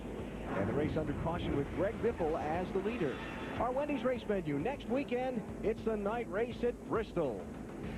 Fantastic. Next Saturday night. What else can you say? It's the night race at Bristol. And the night race at California on the Sunday night of Labor Day weekend in prime time. Then the night race at Richmond to settle the race to the chase. And then the final 10-event stretch begins at New Hampshire. All that action upcoming on TNT and NBC. We'll be back for the restart in a minute. Wants that lead pretty bad. He does. He thinks he has a car worthy of being in front. Mark is just hugging that bottom line in 1 and 2. The 16 so far all day. Greg Biffle's been right in the center, and he's just been fast through the center. All right, here goes Mark trying to take that lead. He can get up beside him. He may even get in front of him here. See how that middle line or high line got pulled off this time. We've seen a lot of Hendrick Motorsports at the front of races here lately, but this is a Jack Roush-looking day so far. 1, 2, and 3. Biffle, Martin, and Kurt Busch. So whose toolbox does he go sit on? Talking about Jack Roush. Does he choose the leader? Mark Martin, a 4-time Michigan winner, putting himself out in front, finally completing the pass on his teammate Greg Biffle. Bill? And I can tell you that Jack Roush right now sitting on the pit box in Greg Biffle's pit.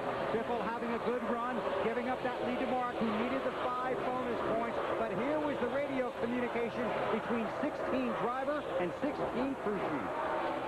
You got a really good car. You're 3 to 4 tenths better than the other guys. I don't know how hard you're driving it. Count on me, brother. You know how I'm driving it. 10-4, that's what worries me. And that's what worries the other drivers, too. Biffle with a lot of talent, Benny. We saw him a long time ago. Caution out, debris near the start-finish line.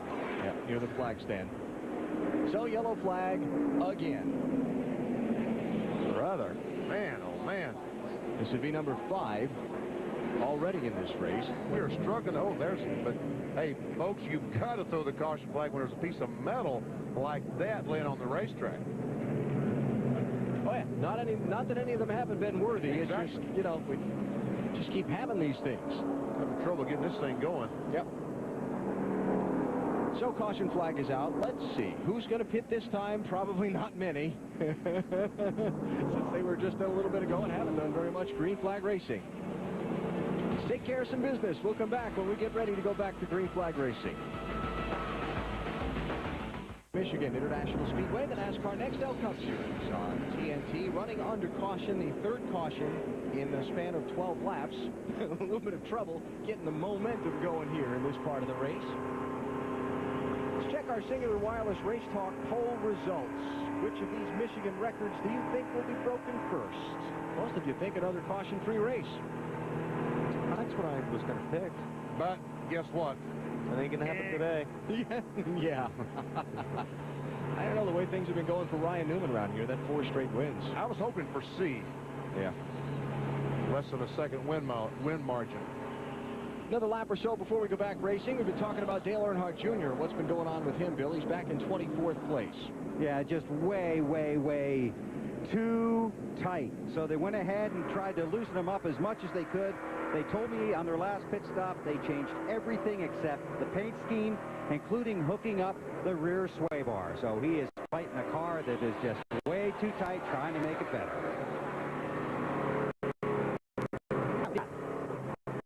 Without him to Casey Kane, Tommy Baldwin continues, got in that 9 car, the work in the last stop, trying to repair that loose on air. But really for Casey's style, really hurts him on this type of racetrack. They pulled a spring rubber out of the right rear and an air pressure adjustment. It is slowly getting there, but he needs some long green flag runs, guys, to really showcase what that car can do. He's made it up to 21st from 41st. I think everybody wants to get racing here. Yeah. It's frustrating for all the drivers. They want to get some laps going. It's frustrating for the fans.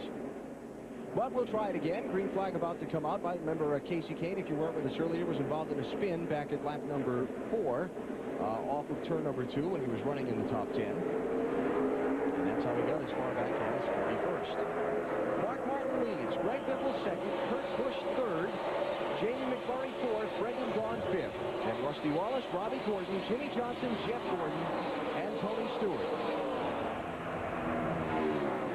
The pit stops a couple of cautions ago now. A lot of these guys up front took only 2 tires. Some of the guys who've been leading earlier got 4 tires, and they're a little bit farther back. Jimmy McMurray kind of snuck up there. 2 tires on his stop earlier. Jimmy Johnson. 3 wide. Jeff Gordon, Robbie Gordon. That's pretty good stuff. Jeff Gordon makes the pass on the 2 cars. And for second place, here's Kurt Busch working on his Roush teammate, Greg Biffle.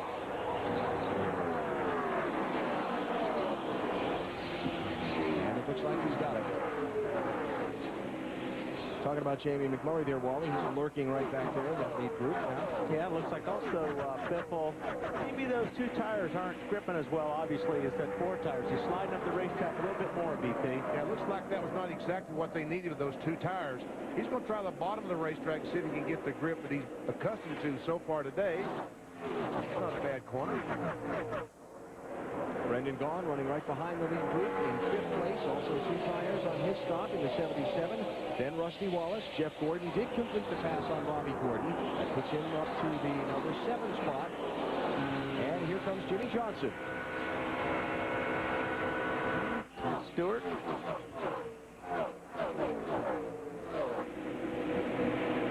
That's Stewart working on Robbie Gordon for 9th. And Nemechek behind these cars.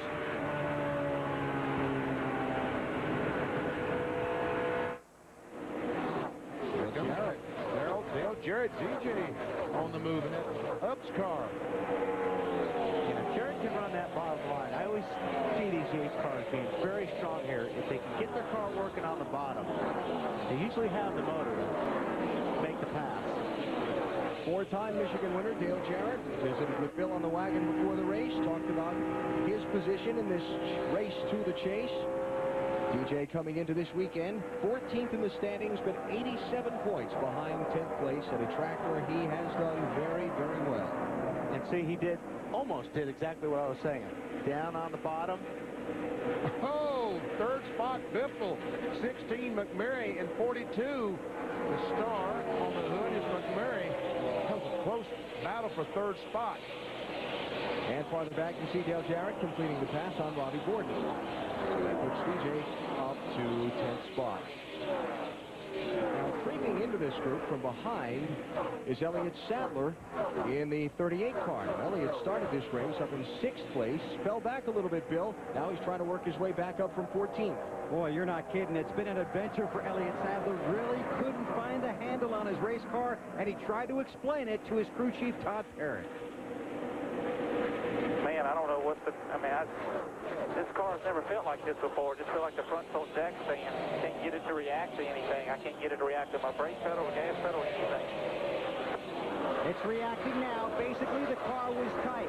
Made an air pressure adjustment. Pulled a spring rubber out of the left rear. Went down 3 rounds on the right rear and then made a track bar adjustment. It was tight, but it's better now. Yeah, what he was explaining there is that the front end felt too stiff, that it wasn't getting into the racetrack.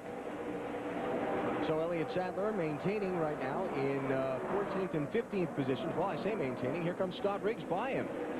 Well, he's trying to get by and drove in that turn 3 very hard. Does a slide job on Elliott. Takes over the spot. Riggs having a nice run. Started in 31st place in that 10 car. I told Scott Riggs this week that, Rusty Wallace goes by Biffle. Here comes the deuce. He's gotten by McMurray, and now by Biffle goes into 3rd. What's up with Biffle, Bill? The flash is getting a little loose there, BP. The handle's starting to go away. The car's a little loose. He also has a radio problem. For a while, he couldn't talk to his crew. He switched to his backup radio. He uses radio number 1 to listen to them, radio number 2 to talk to them. When he's talking to them now, he's telling them the car is getting loose. Okay. That can be confusing. Radio number 1, radio number 2. Yeah. So Biffle trying to fend off Jamie McMurray now for 4th place, as Wallace has gotten by and gotten gone. And now Biffle going to wave McMurray on by and not even mess with him. Yeah, well, you don't want somebody chasing you if you're loose. When you're loose, you do not want that car behind you because it just magnifies the problem. The wisest thing to do is move over, let him go by, and try to find you some clean racetrack to run on. So it puts Greg Biffle back to 5th. Jeff Gordon chasing him in 6th. Mark Martin out in front. The 22nd race here at Michigan that Mark Martin has spent time in the lead. You're watching? All right, we'll be back. You're watching NASCAR on TNT. Back live in Michigan. We are under caution again. That would be Carl Long, who has just spun off of turn number 2. No other car involved. And we can see both left side tires flat from aforementioned spin. And this would be yellow flag number 6. Not even to halfway. Just 140 miles in. What was the yellow flag record? You have that up there? We didn't have that up there, did we? No, I've got it here. Check it out. What was it you said before, BP? A loose race car is one that's going to back into the wall? Yeah, well, and Carl did a pretty good job. He got the thing sideways to just nail the gas and tried to spin it away from the wall and was able to do that. Carl, 36-year-old, Roxborough, North Carolina. His 6th start to this season. And he's going to need 4 fresh tires. He's got flat tires everywhere. Everywhere he looks, he's got flats. Carl, that's all 4. But he's got all his fenders intact, and that's a good thing. Needs some help on the jack. So the halting center section of the race continues, and now we'll see if any of the front runners come to pit road. They stopped at 46. We're at 71 now. Let me see. Will anybody pit? I believe they will. And guess what? I believe they're going to put 4 tires on this time. Yep. Because those 2 tires didn't work so good for many of them. Didn't work too well. Martin did fairly well with his 2, but... And he got the track position. Yeah. So they accomplished that, but... Could be put 4 on. Well, I don't know. 37 cars on the lead lap. And the number of laps they've run under green being so few, this could be interesting. I think we'll see a lot of them pit, but I think we'll see a good chunk toward the back of the, again. Yeah, the back of the field stay out. Or stay out or take 2. I think we'll see some people stay out here. Okay. We're going to find out. Okay. Here they come, opening the pit road. And the ever-present commitment line crossed by our leader, Mark Martin. There's a lot of commitment right there. Yeah. All right, Dave. The 97 of Kurt Busch will give up that second position right now. They talked about making no chassis adjustments. They decided to change 4 tires, give Kurt a water because the driver needed an adjustment, and also make a slight track bar adjustment to help a little bit of a loose condition. Bill? Mark Martin on pit road, just a little bit loose. 4 tires, small air pressure adjustment, and a small chassis adjustment for the Batmobile. Marty Weber, championship leader Jimmy Johnson, finally got it secure into the corner the way he would like. Car a little too tight still, though. 1 round of wedge into the right rear, comes in running 7th. Got the windshield tear off he wanted, Matt. And service already complete on Jeremy Mayfield's Dodge, making big headway from 16th to 12th in that last run. An air pressure adjustment in the front tires, trying to help the car. It was a little bit tight, trying to work that out. Well, we might have some 2-tire changes on that stop, but at least all the cars on the lead lap did come down pit road at least to get fuel and some tire. Almost all. Not quite. There's one that hasn't pitted, and there's one that got out light years ahead of everybody else. We'll reset it for you. We return to Michigan. Board for my new team with my new car, the AOL team, and I just missed it. So perhaps he was looking for a number 99? Yeah, which is about 5 or 6 spots in front of him. Which was crowded when he got there. Yeah, because that's not his There's car somebody else's anymore. car in there. Jimmy Spencer did not pit. He is the new leader of the race. Jeff Burton pitted but didn't pit. He is second. All right, green, green, green, green. And here we go.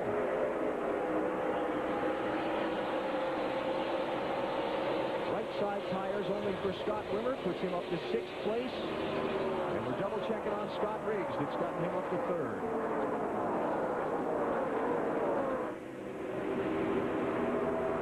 Kurt Busch rim riding. Wow. Scott Riggs trying to take over that second spot. Here comes Rusty Wallace. And Kurt Busch on the outside. Man, Watch out, Jim. you've been attacked from all sides. Don't do it, Kurt. Oh, that was close. 3 wide. For the bottom. Wow, look at that move.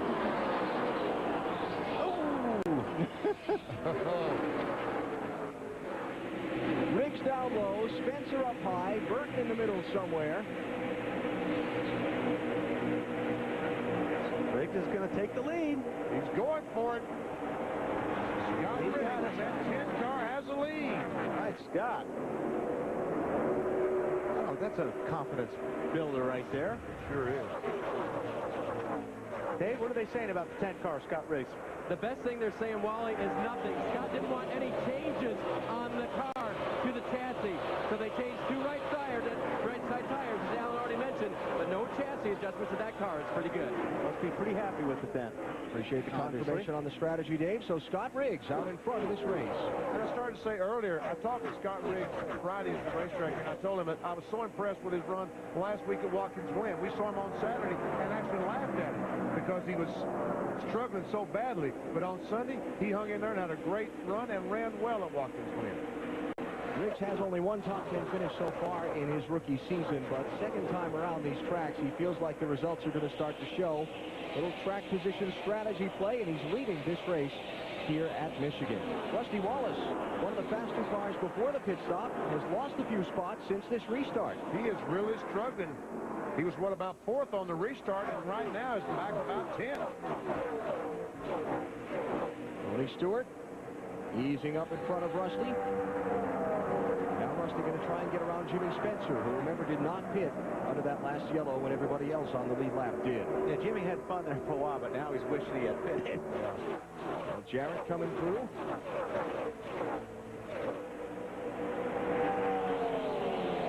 And Scott Wimmer in the 22 for Bill Davis, trying to come through as well. That puts Jarrett to 11. Spencer and Wimmer racing for 12. Up front, Greg Biffle in 16. Jeff Gordon in 24. 20 car is up on the bottom of that racetrack. Mr. Stewart trying to make it 2 wins in a row.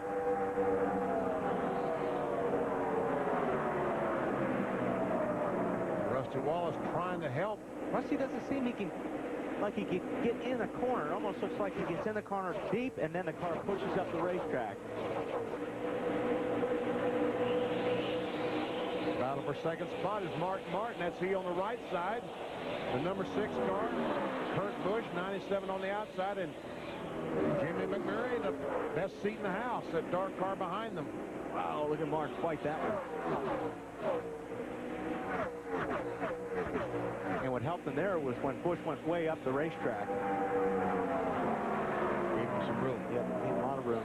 McMurray on the way through in the 42.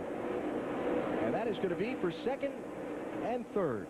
So Mark Martin to second, McMurray to third, Kurt Busch back to fourth, and Jimmy Johnson now beginning to show his way toward the front, sliding up into the 5th position. Looks like the 48 car was loose, right? Yeah, they were very loose, and it looks like they've got to tighten up some. The Busch car looks like it went too tight. All right, here's Mark. He's riding up on the back bumper of Scott Riggs. And based on what we've seen earlier today, Bill, Mark should be able to get through to the lead. Boy, you're no kidding. We're on lap 80 right now. On lap 11, Mark said, we can wear them out today. On lap 20, he said, we can win today. But a few laps ago, while he was talking about a carburetor problem, when he turns the car to the right, which obviously you don't do a lot except when you're warming up your tires or sometimes to pass, it feels like the car's going to stall out. So they might have a carburetor issue later today. But right now, he is going to the front again. He is. It sounds like the carburetor's starving for fuel some reason, but boy, it's not starving for fuel now. So second time today, Mark Martin has led this race. Jamie McMurray going to try and follow him through around Scott Riggs for second. Riggs isn't going to give it up. He's not giving it up. I tell you, this 42 car is no slouch. Man, Bill, 42 is fast. And you got to give credit to the crew and the driver, Benny. They were awful at the start of the race. In fact, Jamie said, man, I got to figure out what to do. He looked for different lines. They worked on the car. Now it's still a little bit tight. 4 tires and an air pressure adjustment on their last stop. But they really started the race in terrible shape. And as a team, they have brought it back to the front. And headlines here, Bill. Jimmy Johnson going to the garage. Marty, what's happened? Trouble again. They finished 36th and 40th in the last 2 races. Jimmy came on the radio, said, I think we dropped the cylinder. Then he said, now I have no oil pressure. Now it's gone. Nothing will turn over. It's done. Third straight week. Here comes McMurray on the outside. Got a good run. And takes that lead easily. So Jamie McMurray out in front will become the 9th different driver to lead this race. And all of a sudden, we're looking at having a new leader in the championship at the end of the day, because there's Jeff Gordon running in 5th. And, you know, Bill Weber talks about in the pre-race show, the countdown to green, that 400 points now might come into play. Because all of a sudden, the points leader, once again, lets maybe somebody else come in and qualify for the chase for the Nextel Cup. Gordon and Greg Biffle locked up there for 5th and 6th place. Jeff Gordon started this race on the outside of the front row, led 2 times for 37 laps. He's led the most laps so far today. Gordon, a 2-time Michigan winner, who has climbed from 232 points behind Jimmy Johnson to 40 down over the last 2 weeks. And now Johnson to the garage for a 3rd straight Sunday.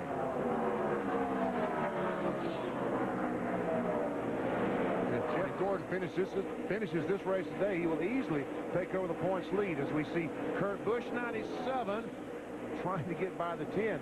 Tell you what, Riggs is good today, really good. Car looks stout. Yep, and that's just on 2 tires on that last pit stop. Good job by the 10 team. Scott running 3rd, Kurt Busch 4th. Mark Martin beginning to show a little desire to get that lead back for McMurray. Looking low. And with a run. Okay, go ahead. Yep, definitely. And farther back, Biffle going to take 5th away from Jeff Gordon. And you see the gap from 1st back through 6th.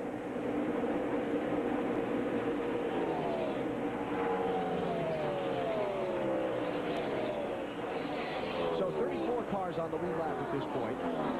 Jimmy Johnson in the garage puts him there alongside Derek Pope, Bernie Sadler, and Todd Bodine, who've all dropped out with various engine-related gremlins in the opening laps of the race. And Dave, this is an interview Jimmy Johnson has not wanted to do for a third straight week. Horrible thing Jimmy's got to do right now, but Jimmy, what did it sound like or feel like this week? I'm just dumbfounded right now. Going down the back stretch, and it acted like it was running out of gas. And, you know, I looked down fuel pressure was fine, and then I could smell oil and locked up. So I must have broke a valve or dropped the cylinder, and then that instantly dropped in and locked the thing up. So I don't know what to say. I mean, there's bad momentum on our side right now. We'll get it back, though. Well, again, keeping things in perspective, there's still the chase for the championship. Yeah, absolutely. I mean, big picture is one thing, but, you know, 2, 3, 4 weeks of things not going as you're used to going, you know, it just it kind of messes with things, and that's turning over. That's a good sign. It, you know, it just messes with things, but we'll get it back. This seems way too good, and, well, just a freak deal, but we just can't have any more of those. All right, Alan, seeking a silver lining here. I guess. Nope. So Johnson back in the garage area. Talked about earlier about, you know, maybe some of these guys going for it. Turn it some more RPM. So the championship standings as they are in the race, with Jeff Gordon running now 6th. There you go. So much for your 232-point lead 2 weeks ago. He's 74 down now. And a little farther back, let's continue to check how things look in the top 10. So far, the top 10 drivers unchanged as far as who they are. But Sadler's now only 359 back. Look at Mark Martin. Would move up 2 spots, be just 21 points behind Jeremy Mayfield as they run. And with 3 races to go after this one. Man. Mark Martin, Michigan wins in August of 90, 93, 97, and June of 98. Had 1 point where he finished in the top 10, 20 of 21 Michigan races. He's out in front here today as we work up to halfway. We're under caution. Scott Wimmer is just fun. Seems like every time we go to break, somebody spins, something happens, piece of debris. This time Scott Wimmer spins off turn 2, and we saw the left front tire was flat. He may have got spun. Yeah. We'll have to take a look. Conversation on the team's radio seems to indicate that he thinks he got some help. Normally when you get run over, that's somebody hitting you. So Wimmer getting his tires changed and rejoining, still on the lead lap. Now let's check it out. Well, we see a bunch of smoke, and in the middle of that smoke is the 22 going around and around. Can't tell you anything there. It's pretty clean down the back. And here come the leaders to pit road. Stops will be just shy of halfway. Dave, lead us off. Kurt Busch again giving up a top 5 position to pit, but he needs that fresh rubber. They talked about taking 2. A little bit of wear on the left front caused him to say no. We'll take 4. A chassis adjustment getting a little bit tight in 3 and 4. Bill? Mark Martin, the leader in your 6 car. Just a slight chassis adjustment with wedge because he's just a tick loose, usually in traffic. 4 tires and fuel to Marty. Tony Stewart, a little bit tight. He said that's the best it's been. In the beginning of the run, they put a rubber in the right rear trying to loosen that car up for Tony Stewart, and a tire gets away from the 20 car. That'll cost him. It almost hits Jeff Gordon as he leaves pit road, Matt. And the 19 of Jeremy Mayfield going with a 2-tire strategy, wanted to try it at this part of the race and see how the race car reacts with the 2 tires. Good stop by both the 9 and 19 teams. It looked to me like Mayfield's team the only one to take 2 tires on their stop. So we'll follow up on the strategies in a moment, but Jeremy Mayfield's crew, some good work. And we're under caution once again in the GFS Marketplace 400. Green flag. Green flag. At Michigan. And Brendan Gaughan is the race leader. First 3 in line, just right side tires. Brendan Gaughan, Jeremy Mayfield, and Elliott Sadler. Then Greg Biffle with 4 tires comes off pit road in 4th place. And here goes Jeremy trying to take over that lead from Brendan, but Brendan gets a great run on the outside, and it looks like Jeremy may lose second. Yes, he will. Elliott Sadler to the number 2 spot.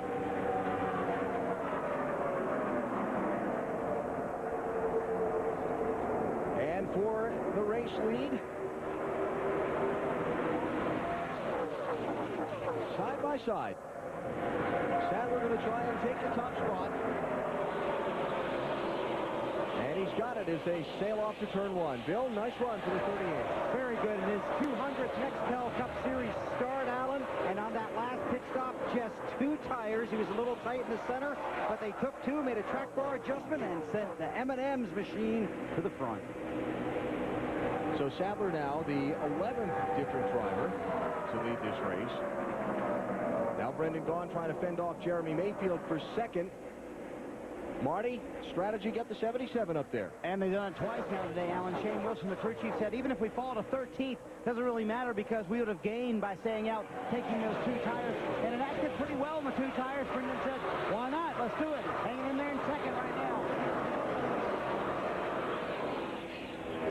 Way up the racetrack that time. Man, he gets way up.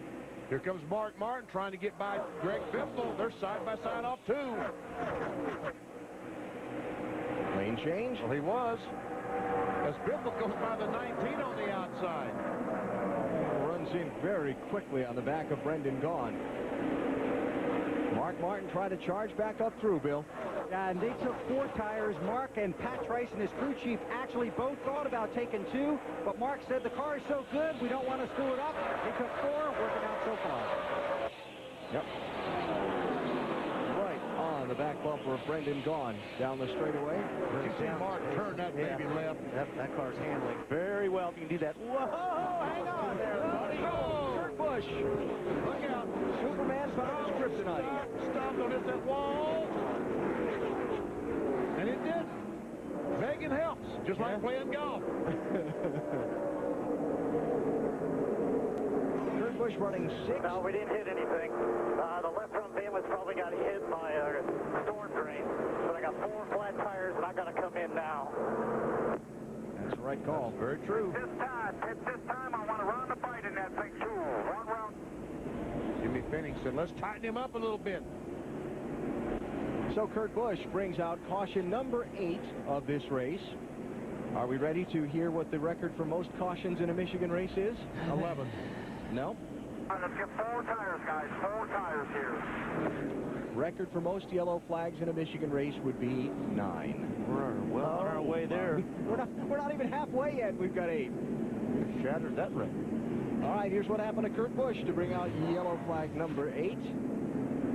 He's on the inside trying to get by Jeremy, and man, that baby is loose, isn't it? Talked about it earlier. When you get 2 cars that close to each other through the corner, the car on the bottom is going to lose the air on the spoiler. Oh, and he just kept it off that inside wall. There's a tire barrier there to protect that inside wall over by where the infield crossover gate is. Watch how close he's going to come to this. Yeah, he's on the gas trying to keep the thing from backing in the wall. Almost ran it. Oh, yeah. He almost ran the thing in the inside wall. And that's why it's nice to have pavement instead of grass. Yeah. If there was grass down there, they would have had a wrecked race car. Kurt's been in and gone, Dave. Yep, they took out the 4 tires, and unlike what we saw a couple races ago at Indianapolis, by not driving around another lap and trying to keep any sort of track position, the tire didn't come apart. He didn't start any fires. Smart move to come right in. So Kurt Busch, one of the drivers in the race to the chase, with a spin that puts us under caution once again here at Michigan International Speedway. Pace car leading the most laps today so far here at Michigan International Speedway as we've just crossed halfway in today's race. Marty, go ahead. Good point, Alan. A lot of cautions today, huh? And here at Michigan, it's all about horsepower. So how does the Ford Brigade answer the challenge? One of their secret weapons lives right here in the Detroit area, and that is the subject of today's Built Ford Tough Moment. It's known as Cell 17, and it's not your average engine dynamometer. It's designed to give a read just on the horsepower of what an engine produces. This dyno is programmed with a powertrain characteristics of several racetracks, from Watkins Glen shifting zones to the continuous RPMs here at Michigan. The premise behind Cell 17 is to optimize engine durability under realistic race conditions before an engine ever makes it into a Ford racing Taurus. Cell 17 not only used by Nextel Cup teams, but also Formula One, Champ Car, and the World Rally Championship Series. Green flag getting ready to come back out, Allen, as those Fords will chase the checkered flag. Yep, 3 Fords in the first 3 spots. Elliott Sadler, Greg Biffle, and Mark Martin.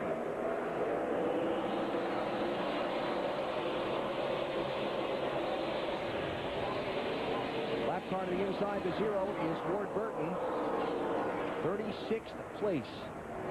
First car not on the lead lap. Mark just squeezes up in front of Brendan Gaughan. See, who's that? Rusty Wallace trying to go 3 wide on the inside. Briggs going to follow. Both those guys are trying to say goodbye to Brendan Gaughan, but not going to be so easy. Oh, Jeff Gordon with a slide job there. There's Jeff Gordon in the AOL car, his first race in the 30 car. Up front battling with these guys as Jamie McMurray dives to the inside, but meanwhile, Riggs, the 10 car, trying his best to get by Brendan Gaughan in 77. 3 wide, Dale Jarrett diving to the bottom of them. And look, 3 wide behind them. Here comes McMurray in the 42. 3 wide everywhere. What a mess. That's not a mess, it's exciting. This is fun stuff. The one who's thinking what a mess is Ward Burton. Yeah, he said, I'm getting out of this mess. That car is not handling to his liking at all. Nemechek 0-1, Harvick 29.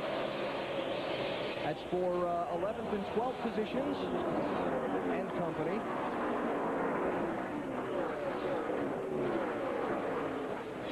Tony Stewart digging down on the bottom there, trying to get back up front.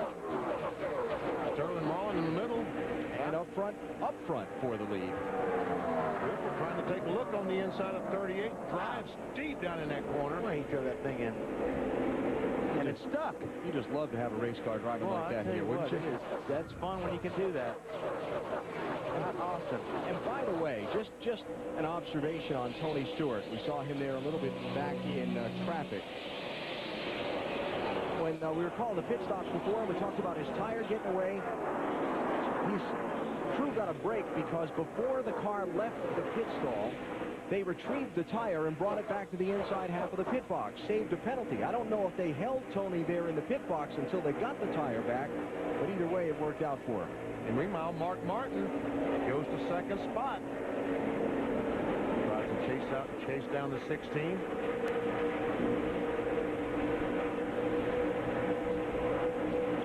Jarrett snuck up in there, didn't he?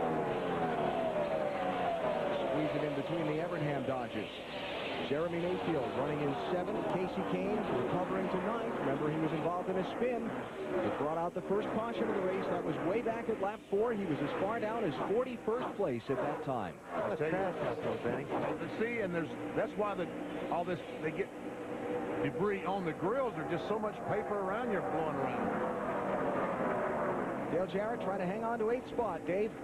And a win today would tie him with Rusty Wallace for the most wins of any active driver here at Michigan. Car's been very good for him on the last pit stop. Just a little bit tight on the exit of the corners. They made a track bar adjustment, changed 4 tires for DJ. Matt?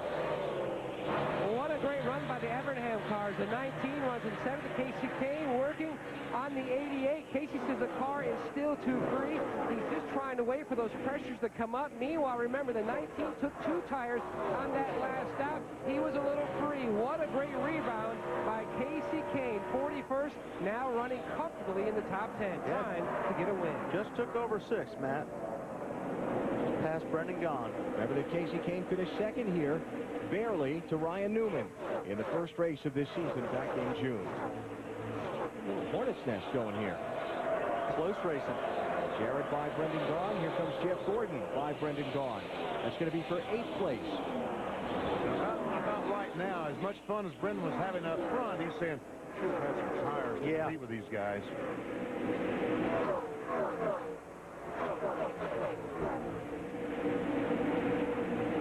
So Brendan sliding back about 5 spots in that last 2-mile lap here at Michigan. And we see the 9-car Casey Kane in front of Dale Jarrett. In June, I don't think I've ever seen a faster race car than his was, trying to chase down Ryan Newman those last few laps. I was so impressed with how he was able to catch Ryan Newman and almost get by him before the checker flag. 9,600 on the Hendrick cars. Remember we talked about that earlier? What was Mark turning? About 9,000. So some of these guys that are comfortably in the chase are turning their engines a lot more, which much. Maybe, I don't know what Jimmy Johnson had in it for a gear, but... Hey, Matt, what about the 9 car? What are they saying? Same car he finished second with here in June. Remember back to Michigan in June, he was 19th with 18 laps to go. And if he had a few more laps, like they've said all year, several times, he could have gone to victory lane. They feel like this could be their best shot. Jeff Gordon told me today he was more concerned about the 9 and 19 than anybody else. And Rusty Wallace, his good day, is in trouble. And this cannot be an ordinary stop because he came down pit road way faster than pit road speed, Bill. Yeah, and that's because he doesn't have any RPMs, because he doesn't have any power, and that's because he may not have any more motor. Hood goes up, Rusty sits in there. This is a heartbreaker for these guys. Rusty Wallace running well today. And you talked about it just a moment ago, that 9,500 RPMs. It's difficult to get these things to last for very long at that kind of RPM. Benny, it's horsepower or heartbreak, isn't it? It is. Well, that's point to talk about a rule change NASCAR has made this week to look ahead to next season. NASCAR is going to determine a gear ratio limit for each race to try and limit the maximum RPMs that each car will turn. They're trying to, by putting this rule in, reduce the team costs for research and development and maybe help the smaller teams remain a little more competitive with the larger teams in the horsepower department. Reaction to the gear rule for next year? Well, I personally think it's a good rule. You know, most of the teams don't like it, but I think it's a good rule because right now, to lease an engine to run a year is about $2.5 million. If they continue this RPM race they have going on right now, 2 years now, 3 years from now, it'll be $3.5–4 million. And somewhere along the line, I just think we've got to stop spending so much money on these cars because we battle for the lead. We eliminate so many teams with that kind of price. I disagree. I think that they're just going to take that money that they're spending on engine development and put it somewhere else. Oh, so, yeah. You know, it's not going to, I don't see how it's going to, I see what they're trying to do, but they're just going to take that and they'll work in a different area. Team owners I talked with in the garage area this weekend about it basically split.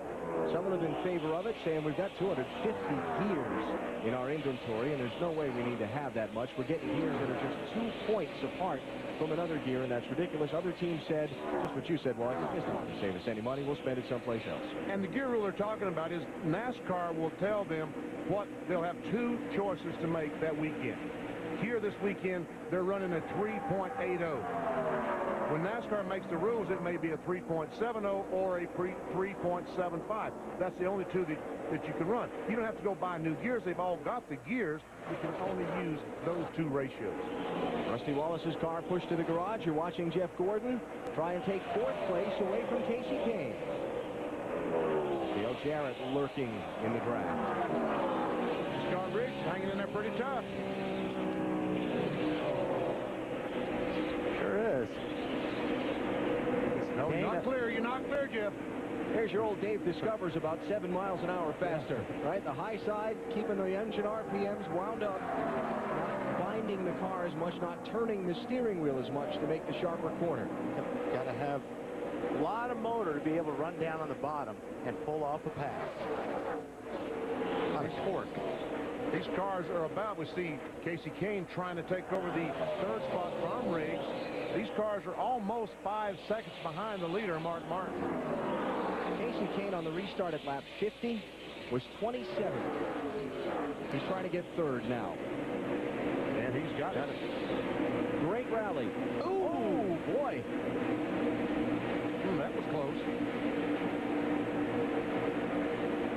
See if there's any fender damage on either one of those cars. High speeds here in Michigan, you need all those highly tuned aerodynamics. Jeff Gordon through Scott Riggs. Here comes Dale Jarrett. And he is through as well. So Mark Martin leads, Greg Biffle 2nd. Now Casey Kane is 3rd. Jeff Gordon is 4th. And Dale Jarrett rounds out your top 5. We are just past the midway point of today's race here at Michigan International Speedway. Mark Martin just outside the top 10 in the race to the chase, entering today, looking for a 5th victory at Michigan International Speedway. Michigan International Speedway and NASCAR on TNT with the Nascar Nextel Cup Series. A little bit more than halfway through today's 400-miler. Mark Martin, the race leader, our Stacker 2 NASCAR Nextel Cup track back. We talked about lead changes earlier being one of the records here at Michigan. 65 lead changes in a race before. This place in Talladega, the only two Nextel Cup tracks to host races with over 60 lead changes. And we'll be going to Talladega this fall. What they have one time there, about 80 lead changes, if I'm not mistaken. And that was just at the start and finish line. It was 67 was the day at Talladega you're thinking of. Yeah. 65 here, which was on 1981 with Richard Petty winning that race. All of a sudden, Greg Biffle, Mark Martin is starting to pull away a little bit, but all of a sudden, Biffle is closing just a little bit. Rusty Wallace fell out of the race a minute ago, Dave. The all-time leading winner here among active drivers in Michigan, but Rusty not today. Do you know what happened to the motor? Not really. It's either broke a piston or a rocker arm. And a lot of times we've been having just tons of valve spring problems with our race team here lately, and I'm sure that's probably what happened again, but I'm not for sure. Being a car was fast as lightning. I learned so much stuff from my Busch Grand National car to make this thing run. It was amazing how much it helped. And we put a lot of stuff that Blake and I and the guys back in the shop worked onto this car, and Jeffrey and the engineers did it. My God, it was real fast hot rod today, and I was real proud of it. But gosh, we got the speed. We're running out of gas. We're blowing engines. We're breaking transmissions. We're breaking pieces and parts, but the car's flying every week. I don't know. I guess it was just this year wasn't meant to be, but we're trying. All right, he mentioned the Busch Series. He made his first start in that series yesterday since 1997. Like you said, got a lot of good information, but motor wouldn't hold, Alan.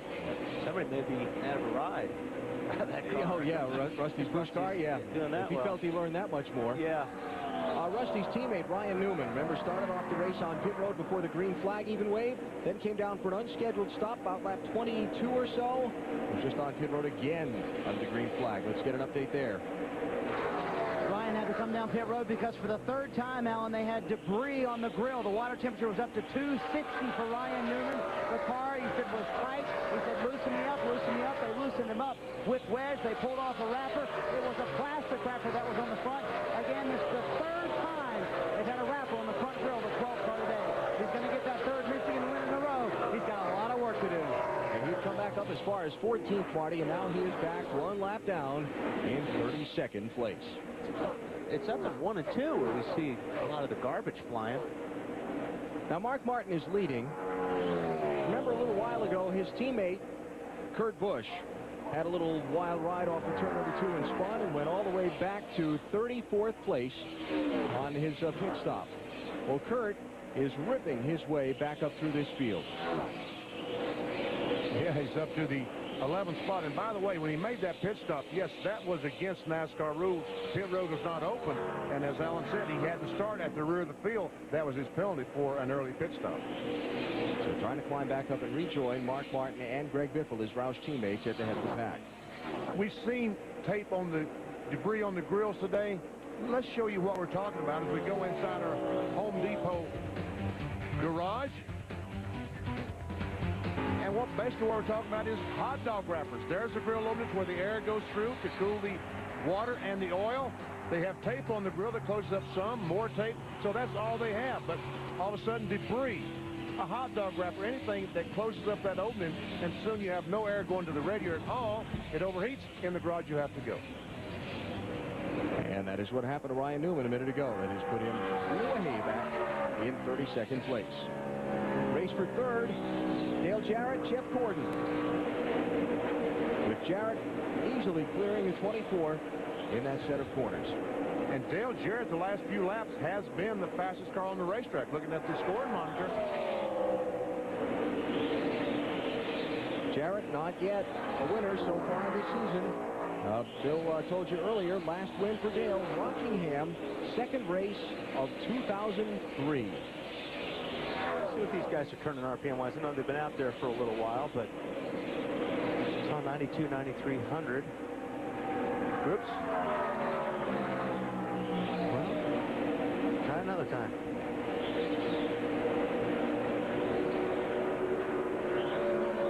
Talking about Kurt Busch coming back up through the field. Let's put an eyeball on him. There's Kurt now up to 10th place. Unbelievable. From 34th. Rocking. There's the scoring serial on Kurt. Look at the progress there. Quick. Yeah, extremely So although the positions that he gains now, the struggle is going to become a little bit more difficult because, let's face it, 9th through 1st are about as fast as he is. And he's 16 seconds behind the leader. Yeah. Caution brings him right back up. Oh, yeah. And the way things have gone today, who's going to bet there won't be another caution between now and the end of the race? I'm not. Mark Martin out in front. 250 miles into today's race from Michigan International Speedway. Mark seeking his 5th win at this 2-mile oval.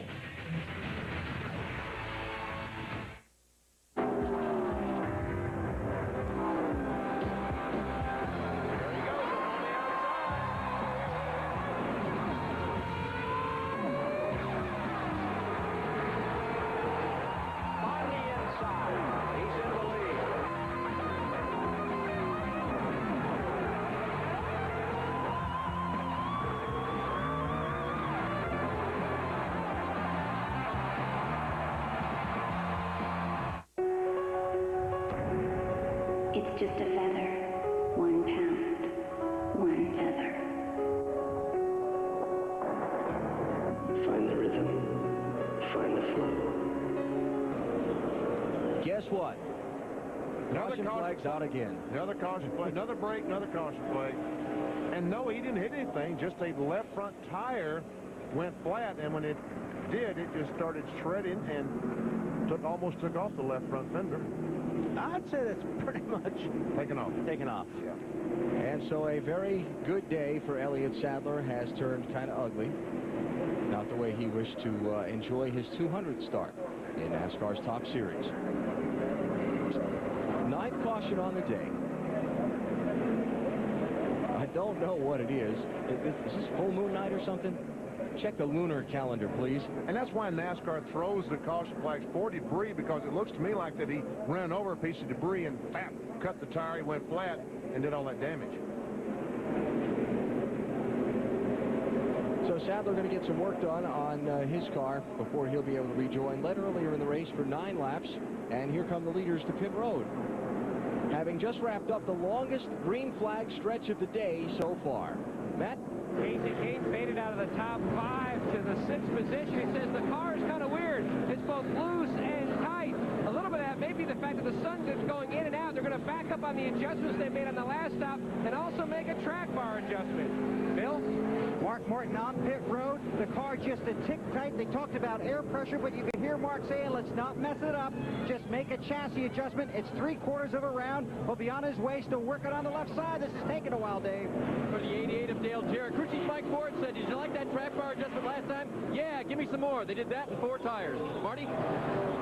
Tony Stewart came down pit road, Dave. He said the car is kind of weird as well. It goes from extremely loose to extremely tight. There's no middle ground. They made a wedge and a track bar adjustment, trying to fix that car up a little bit for Tony. Tire loose in the middle of pit road, as you see. A couple cars might have made some. We're missing a look on the left rear. We've got to come back in. Uh-oh, that was Martin. That is Mark Martin. No. Oh, man. And there were a couple cars might have made some contact avoiding that tire that obviously came from the 77 team. So Brendan Gaughan will be starting at the end of the line. And we'll see if anybody picked up any body damage on the run to pit exit. Jet blowers are out, cleaning up the debris from Elliott Sadler's car. We'll be back and reset it for you in a minute on TNT. Nextel Cup Racing from Michigan on TNT is brought to you by Chevy, the winningest name in racing, an American revolution. By Napa Auto Parts. Napa, get the good stuff. And by Mountain Dew, drink up, throw down. Here at Michigan International Speedway, Greg Biffle is now the leader as the track cleanup continues from Elliott Sadler, shedding tire and bits and pieces of left front fender down the racetrack. We told you just before we went to the break, Mark Martin was coming back to pit road for a missing lug nut on the left rear. He has come back to pit road, made a second stop, comes out in 28th position, and the subject of that missing lug nut is quite vigorously being debated by his crew chief, Pat Tryson, with the NASCAR officials in his pit. I think... No, go ahead, Bill. Well, what they're saying, what Pat Tryson is discussing with the NASCAR officials, is that the lug nut was actually on the stud, that it does not have to be tightened, it has to be in place on the stud. They're saying when the car came back to pit road, that's when the stud came off. Now, that's the front, the left front. The one they're talking about is the left rear. And you can see the official right there indicating that it was not on when he left pit road. When he came back down pit road, Tryson's argument is that the lug nut was there, and it just came off. You can hear Pat talking to Mark, saying that's not a penalty. Actually, you may not be able to hear that, but I can. But he's telling Mark the lug nut was there. It should not be a penalty. He has vigorously but professionally carried on this argument for a good 5 or 7 minutes now. Yeah, it looks like he's pretty sure of himself, too, because you could see right at the end of the replay, the left rear tire changer, you could see him reach to the ground to pick up a lug that had fallen off the stud. So the debate is simply whether he got it on before the car left. And the rule book does not say the 5 lug nuts have to be tight, right, as Bill said. It just says you have to have 5 lug nuts on the wheel. So they'll debate that. The jet blowers will continue to clean up. We'll take advantage of the extended caution to get in another break. You're watching NASCAR on TNT. Sports back live at Michigan International Speedway, about to restart today's race with Greg Biffle now leading and Mark Martin back in 28th place. More on the Mark Martin situation in a moment. First, we go back under green. Going down to the restart line as Biffle accelerates away, tries to get away from Jeff Gordon, Dale Jarrett, and Casey Kane.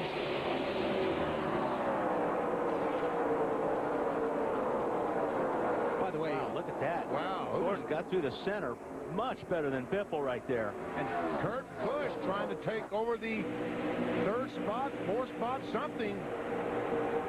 Trying to go forward. For the lead, Jeff Gordon, Greg Biffle, 24-16. By the way, Ryan Newman, the lucky dog at that last caution. Yes, he's back on the lead lap. Don't ever count him out. Biffle holds on. Biffle holds on, and Kurt Busch not able to pass anybody. So Kurt back in 5th place. 30 cars on the lead lap, in part due to the fact that the green flag racing has been interrupted quite frequently today. Casey Kane sneaking up on Dale Jarrett. And what Jeff Gordon wanted in front badly, because he feels like aerodynamics being what it is, if he can get in front of the 16 car and get some clean air on that 24, he might be able to stay in front of him. He may have company. Casey Kane to the outside of Dale Jarrett for 3rd. The rally continues. Impressive drive by the 9, Matt. An awesome day he is turning this race into. Now, Casey said, we told you under the pit stop, the car was weird, going loose and tight as he still tries to make up room and get this car to the point. One thing he did say under the caution, the car, he said, the engine was making a weird noise. I asked Tommy Baldwin, his crew chief, he says, I don't know, the way our day has gone so far, where nothing has gone right, no telling what it could be. You can hear the crew members yelling in the background as Matt made that report from Casey Kane's pit. He took 2nd place away from Jeff Gordon, and he is right on the back deck of Greg Biffle for the race lead. And Dale Jarrett took 3rd spot away from Jeff Gordon. And I tell you, Casey Kane, just like in June, he's getting that top line, that high line, to work beautifully. He is blindingly fast up there. Outside of Biffle. He is there.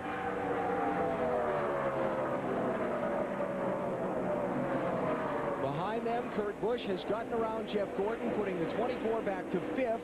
There it is. He's got him. From 41st to 1st.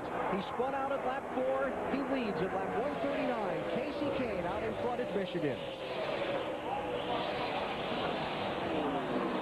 Pretty impressive, Matt.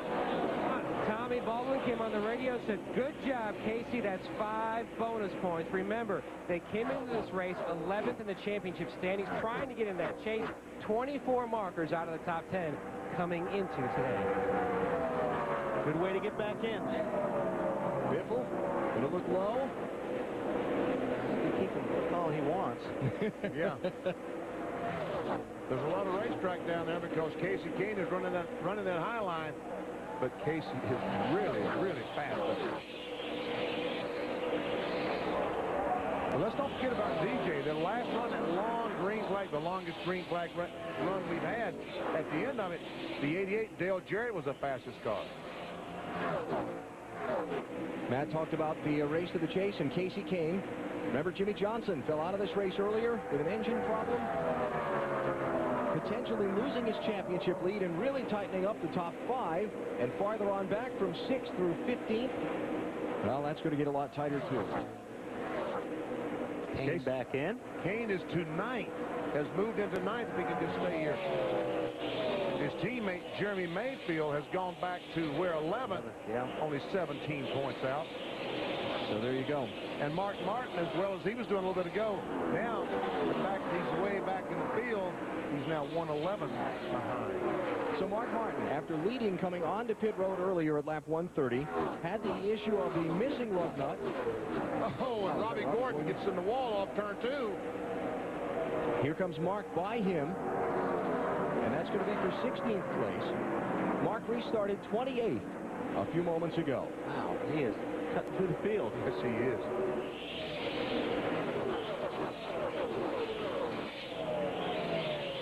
So Mark Martin continuing the rally. And the replays, you know, looking at those replays a couple of times as we had the chance to there during the caution a minute ago, you could see the left rear tire changer reaching down to put a lug nut back on. Whether it was on the tire or not when it left the pit stall is the subject of the entire debate. Watch the left rear tire changer, watch him reach down, and watch the official react to his reach. See? And the question is if he got it on or not. Now, that was the first pit stop. When he came back in for the penalty stop, if you will, the question is, did he put a lug nut on the stud, or was he just spinning one on that was sitting there? It looks like he put one on the stud. But meanwhile, battle for the lead. Biffle is coming back on Casey Kane. And takes the lead.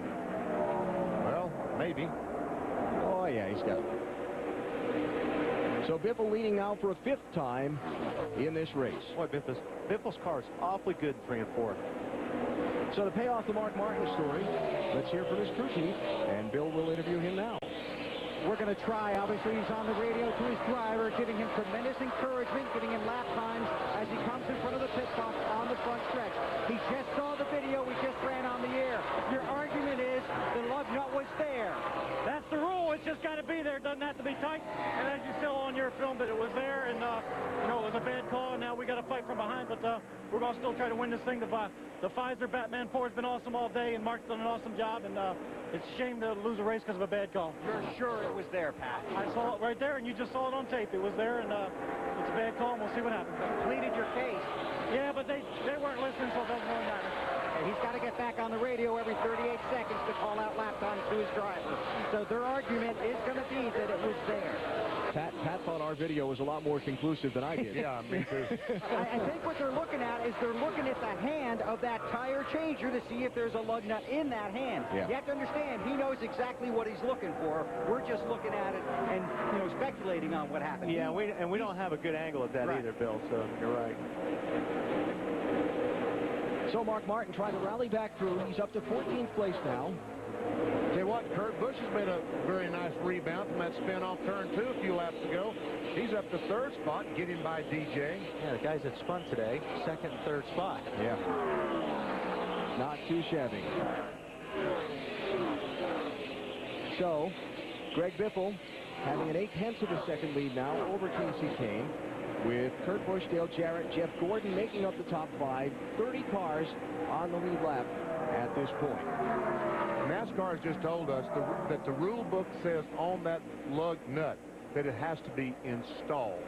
Which means what? It just has to be on or tight. Can't measure the torque. It can't be a torque issue. It can't be a torque issue because you can't measure that. So installed, does installed mean that you run it on the threads? Is that installed, or Come on, help me out, BP. That's a very I'm trying to get an answer out of you here. Installed is a very vague term, but again, I think common sense would tell you that it installed and tightened on the stud is what I would think it would mean. But obviously, Pat is arguing that the rule says install means on the stud. It's going to be as on. Yeah. And that's how I always thought it was. I didn't think they had to be tight, but because I know I got some wheels that were tight all the time, so that's why I figured it was okay. Going up to 3/4 distance in this race in another lap. Greg Biffle is out in front. You're watching NASCAR on TNT. Michigan International Speedway sold out for a 28th straight race for the NASCAR Nextel Cup Series. 136,373 seats, and they're all full. Greg Biffle is out in front now. We check our Little Debbie lap leaders. 13 different drivers have paced the field today. Mark Martin has led the most laps, followed by Jeff Gordon and young Mr. Biffle.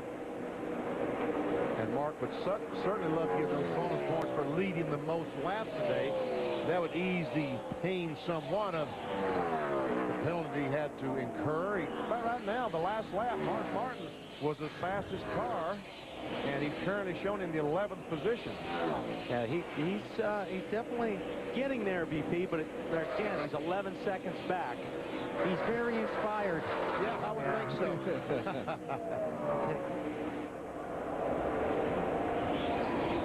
Let's check and see how Mark's progress is against that of the leader, Greg Biffle, with our AOL top speeds. And he's going to need a yellow in order to win this race. Biffle a little better than 179.3, clearly faster than second place. We're going to wait down and get the Mark, see what...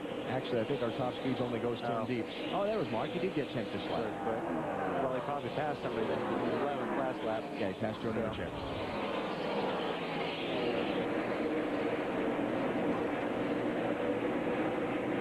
So right now, Biffle is pulled out to a little over 2 seconds on Casey Kane. Greg Biffle leading today. 5 different occasions for 34 laps. He took the lead for the first time in this race at lap 43. Again at 51. Again at 104. And again at 144.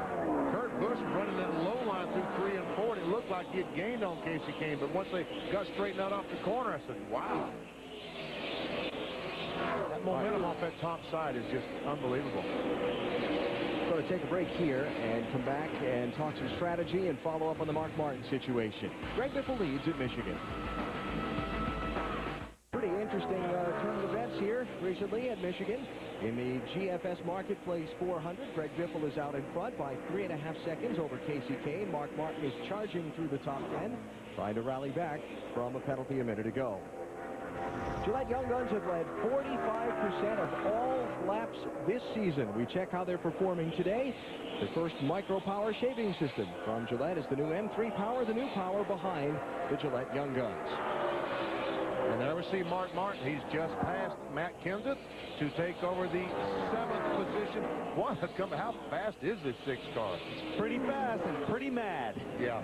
Now, just to go back, here is the specific language in the NASCAR rulebook. This is section so-and-so, but I've got it in front of me here. When pit stops are made for tire changes, all lug nuts must be installed before the car leaves the assigned pit box. When a NASCAR official detects a violation, the car must return to its assigned pit box for inspection. Okay. Well, so got that part of it. The question is the definition of the term install. And we asked that question to NASCAR Race Control, and the answer we got back was it must be on and tightened. Well, that's what common sense would tell you, but it doesn't say that. I mean, Pat Tristan will tell you that it doesn't say that. It says installed on the stud. Well, but common sense will tell you that's what it would mean. Okay, so, but now, from now on, it will be on and tightened. That's not going to help either. What's your definition of tight? Well, that's right, because you can't take a torque wrench out there and see what we're talking about. I understand what NASCAR is saying, and I know we're prolonging this point, and Mark's coming through the field like a rocket, but it's always been the understanding down here, if it's on the stud, you're good to go.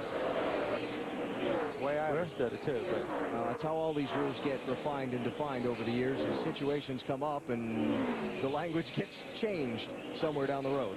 But the problem is that, you know, Mark Martin is racing, has been for the last all year, but for the last, especially the last 2 or 3 months, racing his heart out to try to get in his top 10 to be in the chase for the next NASCAR Nextel Cup.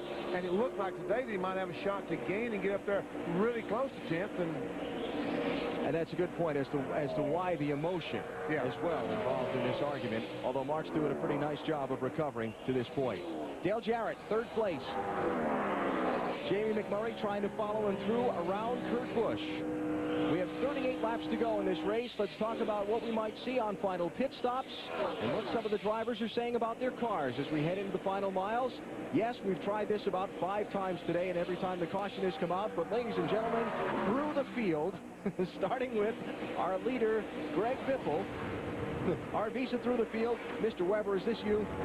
It is me, and I'll try and do this quickly so we can get through it before something happens. That's 16. It is just good. It is just darn good. Look at it about lap 180. I tell you what they're going to do, but they're not going to tell me. So that's a story for Biffle. We'll see what happens. Not about the 9. Casey Kane feels like he's losing most of his groove going into turn 3. That's where it's pretty much tighter than down in turn 1. They're talking about what adjustments they're going to make on the final stop. It should be in about 12 to 15 laps. That would be Dave's report on Dale Jarrett. There he is. Hi, guys. The 88 car of Dale Jarrett has gotten really, really tight. At the same time, the 97 car right behind him of Kurt Busch, well, that car, according to Kurt, is getting beat off turn 4, so they just swapped positions. Weber? The 42 of McMurray also really, really tight. Pitted on lap 129. They got to make one more stop. It's going to be a potpourri here on pit road. Dave. All right, a little more on the 97. His car really will start loose and then go to the tight side, so they made a wedge and air pressure adjustment to try to fix that last time. But as he said, he really feels like he's getting beat off that final corner. Weber? Well, if you look out there, there's one car that is really on a mission, and that is the 6 car of Mark Martin, just very fast. The only thing he's asked about is how many laps to go. Pat Bryson encourages him. Want to commend the NASCAR officials. They kept their cool, even when Pat was very vigorous about the lug nut issue. So the officials down here did a good job. Gordon in the 24. Jeff wants to free the chassis up and then tighten the car up with air pressure. That's going to be a lot to do, especially if it's under green and some guys are taking 2, Dave. Bill, the 17 has struggled today. They've been as bad as 31st when the jack broke on a lap 71 pit stop. They picked them off one by one. On the last one, they went from 10th to 6th, and now they're all the way still in the top 10, maybe contending for a win. Marty? Dave, Greg Zipadelli and the crew have worked very hard trying to find the middle ground for Tony Stewart. Car was a little too tight last time. They went 1.5 rounds of wedge in, trying to loosen it up. Last week's winner, Watkins Glen, trying to get another top 10 here today. Dave? Who would have guessed the Green Lantern and Carl Edwards would still be running in the top 10 at this point? Carl's been learning all day. Main thing he's found is that his car works very well in the bottom groove, communicating, making small changes to his car, and staying in the hunt. Alan? Carl just passing Jeremy Mayfield to move into the top 10 today. What a day for that young man in his debut in the NASCAR Nextel Cup Series. You bet. That's a great run for being a rookie, first time, first Cup race. I am great. Impressed so much with Carl Edwards. I rode on the airplane with him up here, and to say he was nervous is I bet. Oh, man. It's no pressure or anything. Been a Roush Racing day. So far, we check our Napa field summary. 13 different leaders, a record equaling. I had that right the first time. 9 caution flags today. And 11 cars out of the race, most notably including the championship leader, Jimmy Johnson, for a 3rd straight week. Biffle out in front. Final pit stops coming. Getting to those crucial last miles today here at Michigan International Speedway. He's setting up another Wrangler 5-star finish today, remembering back on Bill Elliott, August 17th, 1986, his 4th consecutive victory at this racetrack. He beat Tim Richmond by a 2.5 seconds. He swept both the 1985 and 86 races here. And for more on Wrangler 5-star finishes, go to NASCAR.com. Green flag pit stops, the final round beginning, Bill. And this is an indication of what we could see. Jeff Gordon took 4 tires. 4 tires tires with 29 laps to go. And Bill, he's forcing the hands of these other fast cars because he's going out there with these fresh tires, 4 fresh tires. He'll be making up a lot of distance on the leader when they make their pit stop. Matt? The first of the 2 Evernham cars to hit pit road is Jeremy Mayfield. They're going to make a wedge and track bar adjustment up a round and a half on the track bar. The car was tight. The left side tire is going on. Solves a little bit of trouble on the left rear, losing valuable time. Finally, he is down and away. Oh, you saw the emotion there in the front tire changer, jumping up and down, wanting that car to go. Price man seconds everything here. Sterling Marlin, Terry Labonte also in, Scott Wimmer, Matt Kenseth, Jimmy Spencer, Michael Waltrip, and Casey Mears have made their final pit stops as well. Carl Edwards making his pit stop coming down pit road is Jeremy Mayfield. There's Carl Edwards. Dave Burns coming to you. Another part of the learning process. They told him don't come in too hot. He comes in pretty hot. He skids through his signboard. Tough for a Carl Edwards. First time in this car. Stalls the motor as well. He'll refire it. They're getting a wedge adjustment. His car was a little bit tight. 4-tire change for Carl. This is about the only mistake he's made all day. Now he'll have to recover. I don't think it'll cost you too much. It's 15.1. It's a good pit stop. The crew guys recovered excellent. Yeah, they did. So Carl rejoins the chase. And Kyle Petty, Jeff Green, and Ward Burton also making green flag pit stops, while Greg Biffle continues to pace this race. Go for the wheel, pal. Mike, if you think you can hang on to it, put a phone in the right rear, though. That was Biffle. Do whatever you want. I'm coming this time. Yeah, you better hurry and put that. 3 tires of gas, 2 tires of one cam. Was that the other guys are coming too, so do whatever you want. We're going to do 6 tires of one can of gas. That's Pat Tryson. Yeah, that's Mark Martin's radio. That's the 6. Yeah, they were talking about 4-2, 4-2. So all of the front runners come in here with 25 laps to go. Here's Biffle. And this is supposed to be a 4-tire change for Greg Biffle. The windshield tear-off peeled away. Let's see if they stick with 4. They come around to the left side. They will take 4 tires. Now about 5 stalls in front of him. Mark Martin is on pit road. They're doing the right side on the 6. We go to Dave. Dale Jarrett's car tight, wedge and track bar adjustment. 4 tires already gone. 97 of Kurt Busch is in as well, guys. 4-tire change for Kurt as well. And look at Mark Martin right behind Greg Biffle. Yep. Good call. Well, we'll see if it's a good call. It's a good call. Because that was the only shot you had. Is the only call. You're right. Casey Kane is in that. He slides to a stop. Casey Kane trying to win his first Nextel Cup race. The Dodge boys trying to help him do it for Tommy Baldwin. They all have stickers, 7 and Y. Tom Baldwin Sr.'s car number. Trouble on the left side, a little bit of slow on the left side. The lefts are on, and he's away. Tony Stewart comes down pit road. They've had a top 10 car all day, trying to make it a top 5 car. They've had 5 top 5s in the last 6 races. Slides to a stop perfectly in his stall. The car a little too loose when he gets back to the gas. Half round of wedge out of the right rear. Half round of wedge into the left rear. Trying to tighten it up a bit for Tony Stewart and the Home Depot team. 4-tire change done. They dropped the jack. They're a little slower than they would have liked. Leader of the race is Scott Riggs, who has not yet come onto pit road. And then it's just about going to cycle back to Greg Biffle and Mark Martin, who about run nose to tail on the racetrack. Riggs and Brian Vickers, the 2 who have not yet made their final pit stop. As you look at Riggs there in the 10. Great day for this 10 car. They used a little strategy to get him up front, but they've really had a solid drive. A terrific day. They needed that. Scott Riggs, one of the very bestest Rookie of the Year contenders, Bahama, North Carolina, his hometown. If you wonder, that's just north of Durham. He's going to bypass pit road for another lap. I would guess now that they've played their hand, they want to wait. They'd like to get a caution flag and put a lot of cars down. Right now, only 13 cars shown on the lead lap.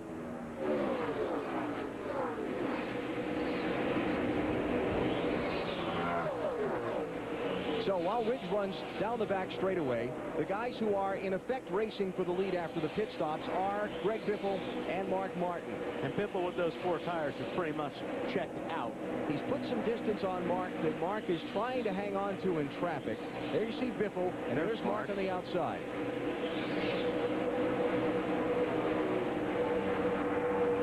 So that's the race for the lead after the stops cycle out. And that's barring another caution flag. We'll see what happens. 21 laps to go. From Michigan, you're watching NASCAR on TNT. Biffle, who's got about a second lead on Mark Martin. You know what we got to do? We got to cue the duck. Yes, we haven't done that yet today. No. Set him up. And this question really appropriate after what's happened today. The last driver who failed to finish consecutive NASCAR Nextel Cup races and still won the championship is who? Good question. I'll give you a hint. It goes back a little ways, and he's not leading the race now. I know, I looked. Oh, did you? Yeah. Oh, okay. 1985, Darrell Waltrip failed to finish Martinsville and Talladega back-to-back. Still came back and won the championship that year. Jimmy Johnson now having failed to finish 3 straight races. Our Aflac NASCAR Nextel Cup trivia quiz. Casey Kane making the move on Dale Jarrett. On the high side, of course. Oh, yeah, puts him in a 4th spot. And it'll be 3rd here when Scott Riggs comes to pit road now. So Riggs in with 18 to go. And that hands the lead to Greg Biffle. And Dave has the stop for us. It's yet another stop for Scott where they're making no chassis adjustments, which is good news. 2 tire stop, 1 can of fuel. That'll pick him up sometime, but it will not keep him in the lead by any means. Well, won't keep him in the lead, and it's probably not going to get him a top 10 finish that he was hoping for, but still a good showing today by a team that has struggled for much of the first half of this season. Kurt Busch still in recovery mode by Jeff Gordon for 6th place. Both those cars go by Kenny Schrader in the 49 car. Schrader's back in 29th. Yep, just a lap down to the leaders here in this last stretch of race. Now then, as the cars go by, Mark Martin, we'll see what kind of lead he has. He has about 3 seconds, 3.5 seconds on Casey Kane. Can he, with those 2 tires, Casey Kane with 4, can he stay in front? Can he stay in 2nd spot? So you're done thinking about Mark Martin challenging Biffle. No, yeah. If we don't get a caution. Now it's can he hang on to 2nd? And, yeah, exactly. And 3rd. Because right now, the last lap, Mark Martin gave up 0.3 of a second to the 3rd place car, Casey Kane. But that was, like we talked about, that's the only gamble they could have taken to give him a shot to win this race today. Yeah, we heard the radio conversation. That's what it was. Do you want to take a shot at winning this thing, or what do you want to do? Of course, they're being in that race to the chase and watching some of what's going on around them today. The gamble really had no effect on the chase because they were either going to win or they were going to finish 4th or 5th. Still a great points day as far as getting into the run for the championship is concerned. But it's just, you know, to have whatever the reason that situation happened, you know, with the pit stop, it's a hard pill to swallow. When you're behind the wheel of the race car and you get a penalty, and I mean, he doesn't know whether a lug nut was on, whether it wasn't. He's just got to drive the race car. He's only hearing what his crew chief is saying. How difficult to get your head back in the game and get right back to business. You're furious. I mean, and he did the best thing. He took it out on the racetrack and on the car. I mean, he has been driving this car. He might have been driving this hard anyway, but that gave him some extra motivation. Right. And Mark Martin, the last 40 laps of this race, has been fantastic. So Mark Martin trying to hang on to 2nd and salvage the day. Remember, he was as far back as 28th place after the extra pit stop for the installation of the lug nut on the left rear tire. Greg Biffle, 13 laps away from career victory number 2. What a rocket ship this kid's had under him all day. Car has looked great. Gets to the center of the corner better than anybody out there today. Biffle took the green flag today in 24th position. Quickly worked his way up into the top 10. Got up to 4th right after the first set of pit stops at lap number 30. And then took the lead for the first time at lap 43. He's led the most laps today, 6 different occasions, out front for 60 laps and counting as he comes to the line.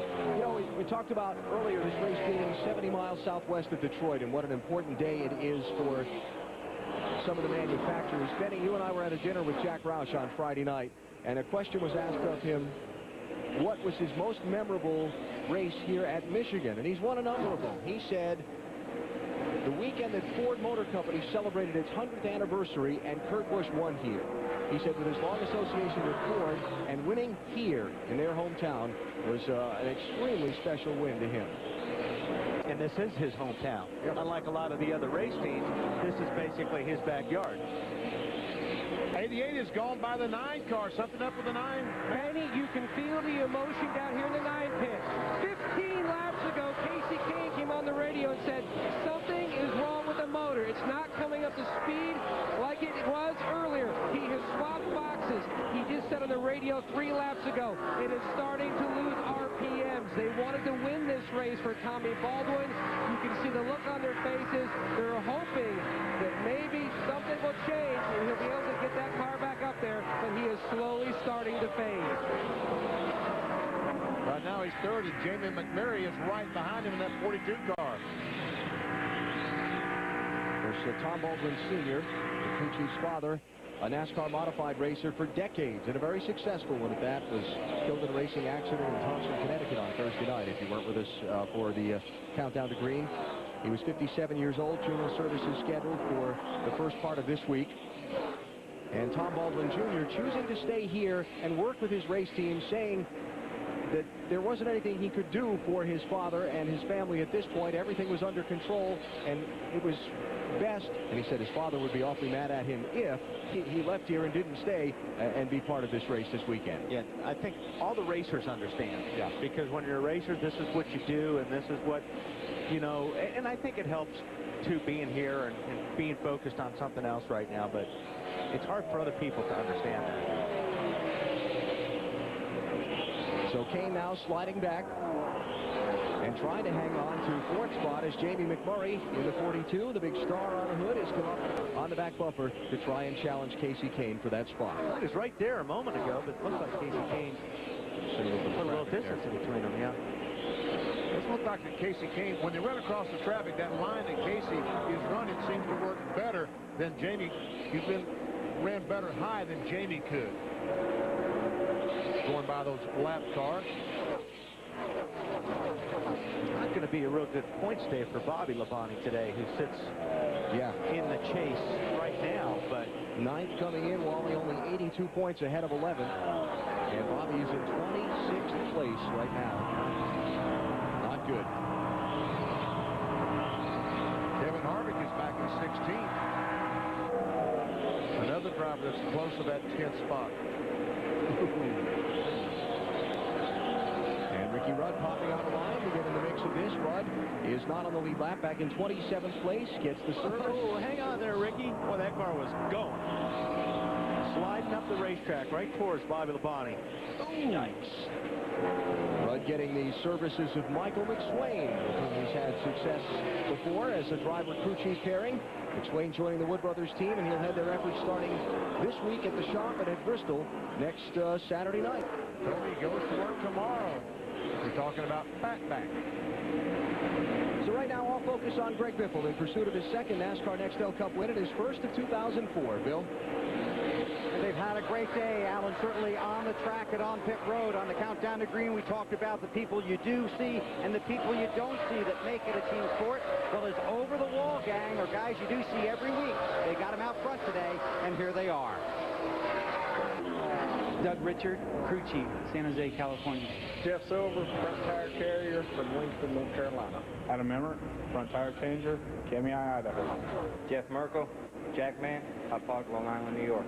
TJ Hamilton, rear tire carrier, Greensboro, North Carolina.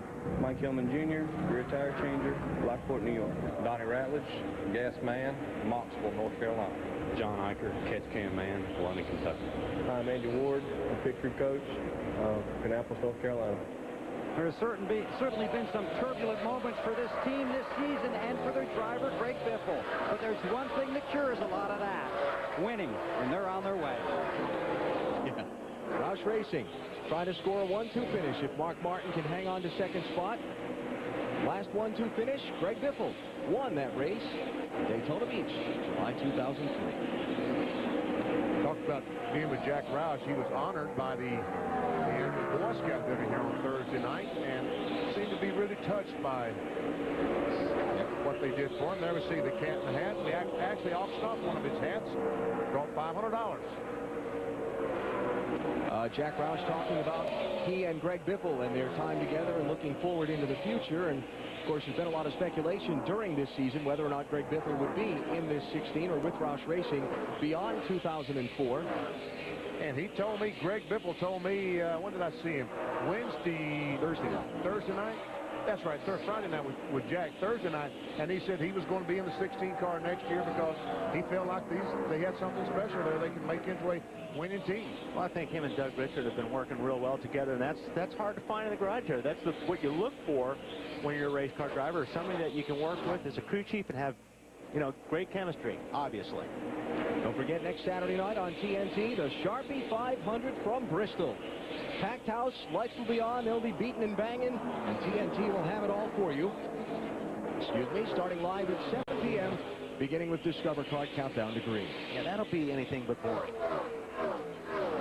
And as he runs across these slow cars, Biffle can take his time because he has a 7-second lead on Mark Martin. But Mark has a little over 1 second lead on Dale Jarrett. Greg Biffle developed a desire to go racing.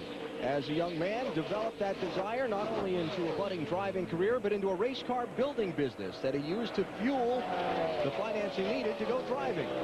Was noticed running a short track series called NASCAR Winter Heat out in Tucson, California, when he made the long tow down from the Portland, Oregon area where he was born and raised. People in Tucson, Arizona is going to get mad at you putting him in California. I say California, Arizona, yeah. But yeah, we saw him. Bill Weber and I saw this young man at Winter Heat, and I think it was right. We recognized right away that he had some talent, didn't we, Weber? He certainly showed it early and often, didn't he, BP? And it's unbelievable how well he ran there in Tucson. And so I looked around, told some guys I'd run across a fellow I thought could get a job done. And Jack Roush said, I'm trying. You know, the best part about it, the most humbling thing in the world, hey, white flag, one more lap. Most humbling thing in the world is Roush took my word for it. He never saw him race. And put him through the old gong show process, and certainly it's all worked out for all of them. A Craftsman Truck Series championship, a NASCAR Busch Series championship, a first Nextel Cup Series win at Daytona, July 2003. Now half a lap from their first win of 2004. First half of this season, a struggle for Greg Biffle and this team. But after a couple of top 10s in the last 2 oval track races, he's going to come back to lead the most laps today and pick up career victory number 2. Vancouver, Washington's Greg Biffle wins at Michigan.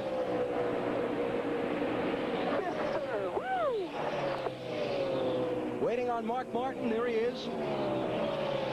It'll be 8.2 seconds, the final margin of victory. Ford sweeps the top 3 spots as Dale Jarrett comes home 3rd, and Casey Kane is able to nurse his car back to a 5th place finish. What a day for Greg Biffle. 24th starting spot for Greg equals the worst starting spot for an August race winner here in Michigan. With Harry Gant in 1992, we'll hear from he and some of the other top finishers when we come back to Michigan. Our winner is in victory lane. We look forward to hearing from him there in a couple of minutes. Greg Biffle just starting to get unstrapped. First, let's hear from the second place finisher, Mark Martin. Yes, teammate finishes second. Mark, walk me through what happened with the lug nut in terms of what you know. I don't know. We just had to come back. I don't think that matters. You know, we had to come back, and that was the deal. We had this Taurus ran like a Batmobile today, and I want to thank the Viagra team. They are the best team in the business, and everybody has problems and mistakes, including the driver. And I pile this thing in the concrete once in a while, too. So, you know, that's we're all in this thing together. We had a great enough car to run second. There was 2 ways we could run second. Take 4 tires and run second, and know that we couldn't win, or take 2 and try to win. And, you know, we just didn't have the left side tires to get the job done. But I didn't know that at the time, and neither did Pat. So I applaud Pat Tryson and this whole Viagra team for trying. You know, we gave it our best shot to try to come back from the back of the pack. He told these guys, be happy with second. Bill? In victory lane where Greg Biffle will climb out, and I guarantee you this will be big.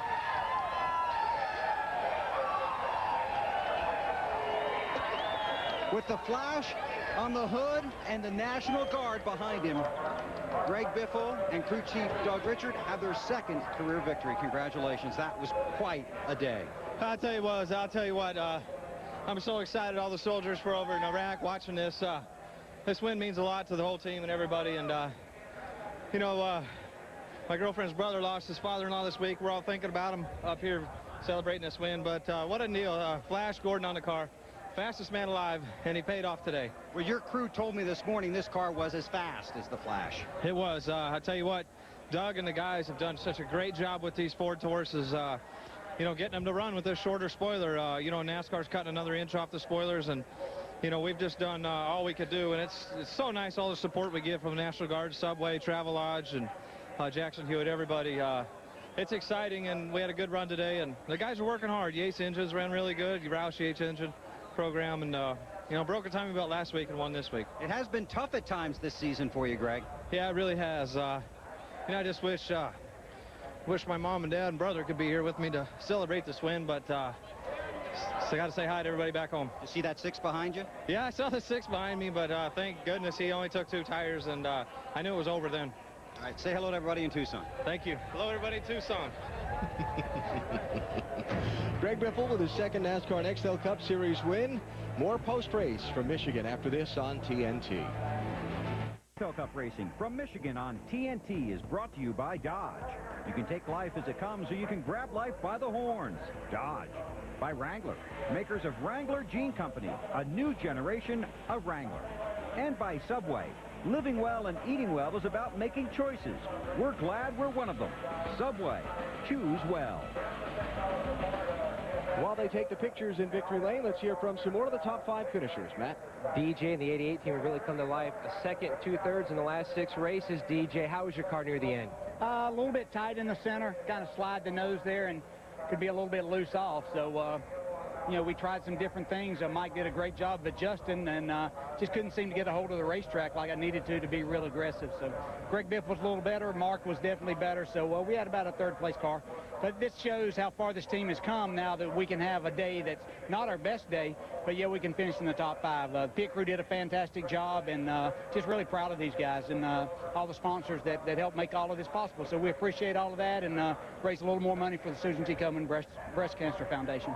2 races at Michigan this year, 2/3. Marty? Matt, at one point, Jamie McMurray told his guys, this is the best car we've had all year long. Do you think you had a shot to win this thing, Jamie? Really did. After we made our second pit stop, I told him, I said, this is the best car I've had all year, guys. I said, if we can never get to some clean air, we'll be good. But when I passed Mark for the lead, I finally got clean air, and I got really loose, and, you know, had to let him go.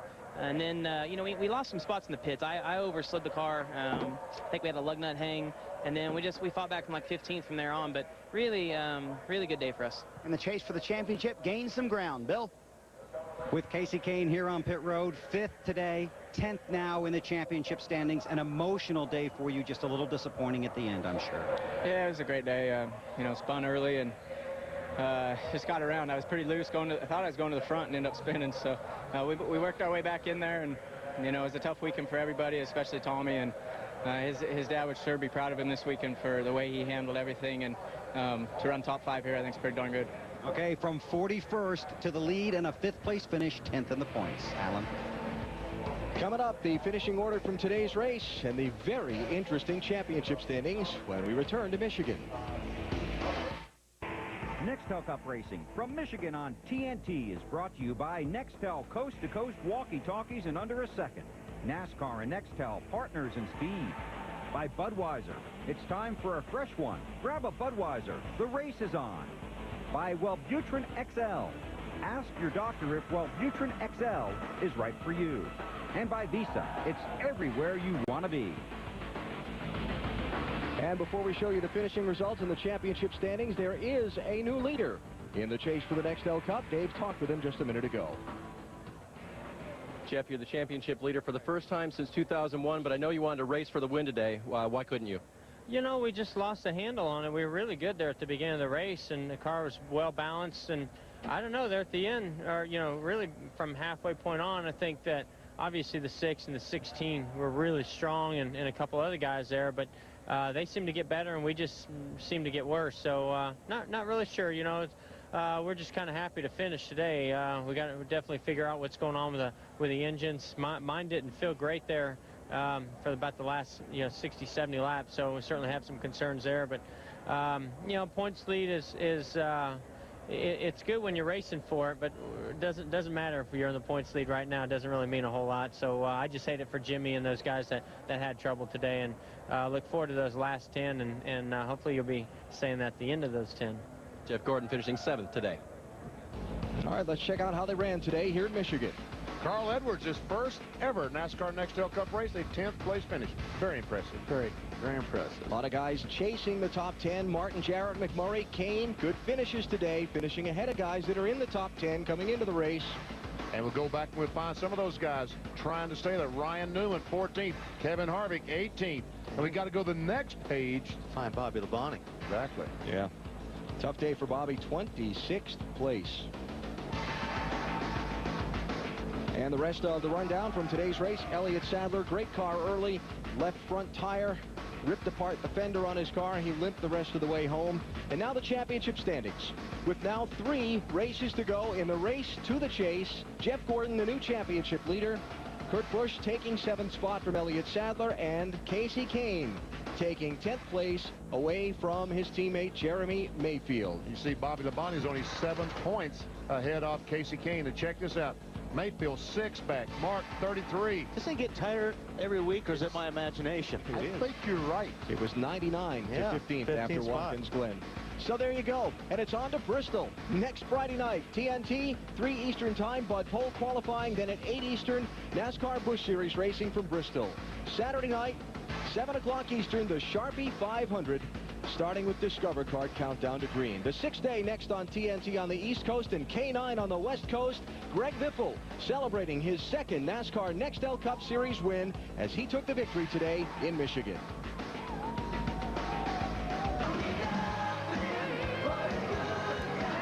Vancouver, Washington's Greg Biffle wins at Michigan.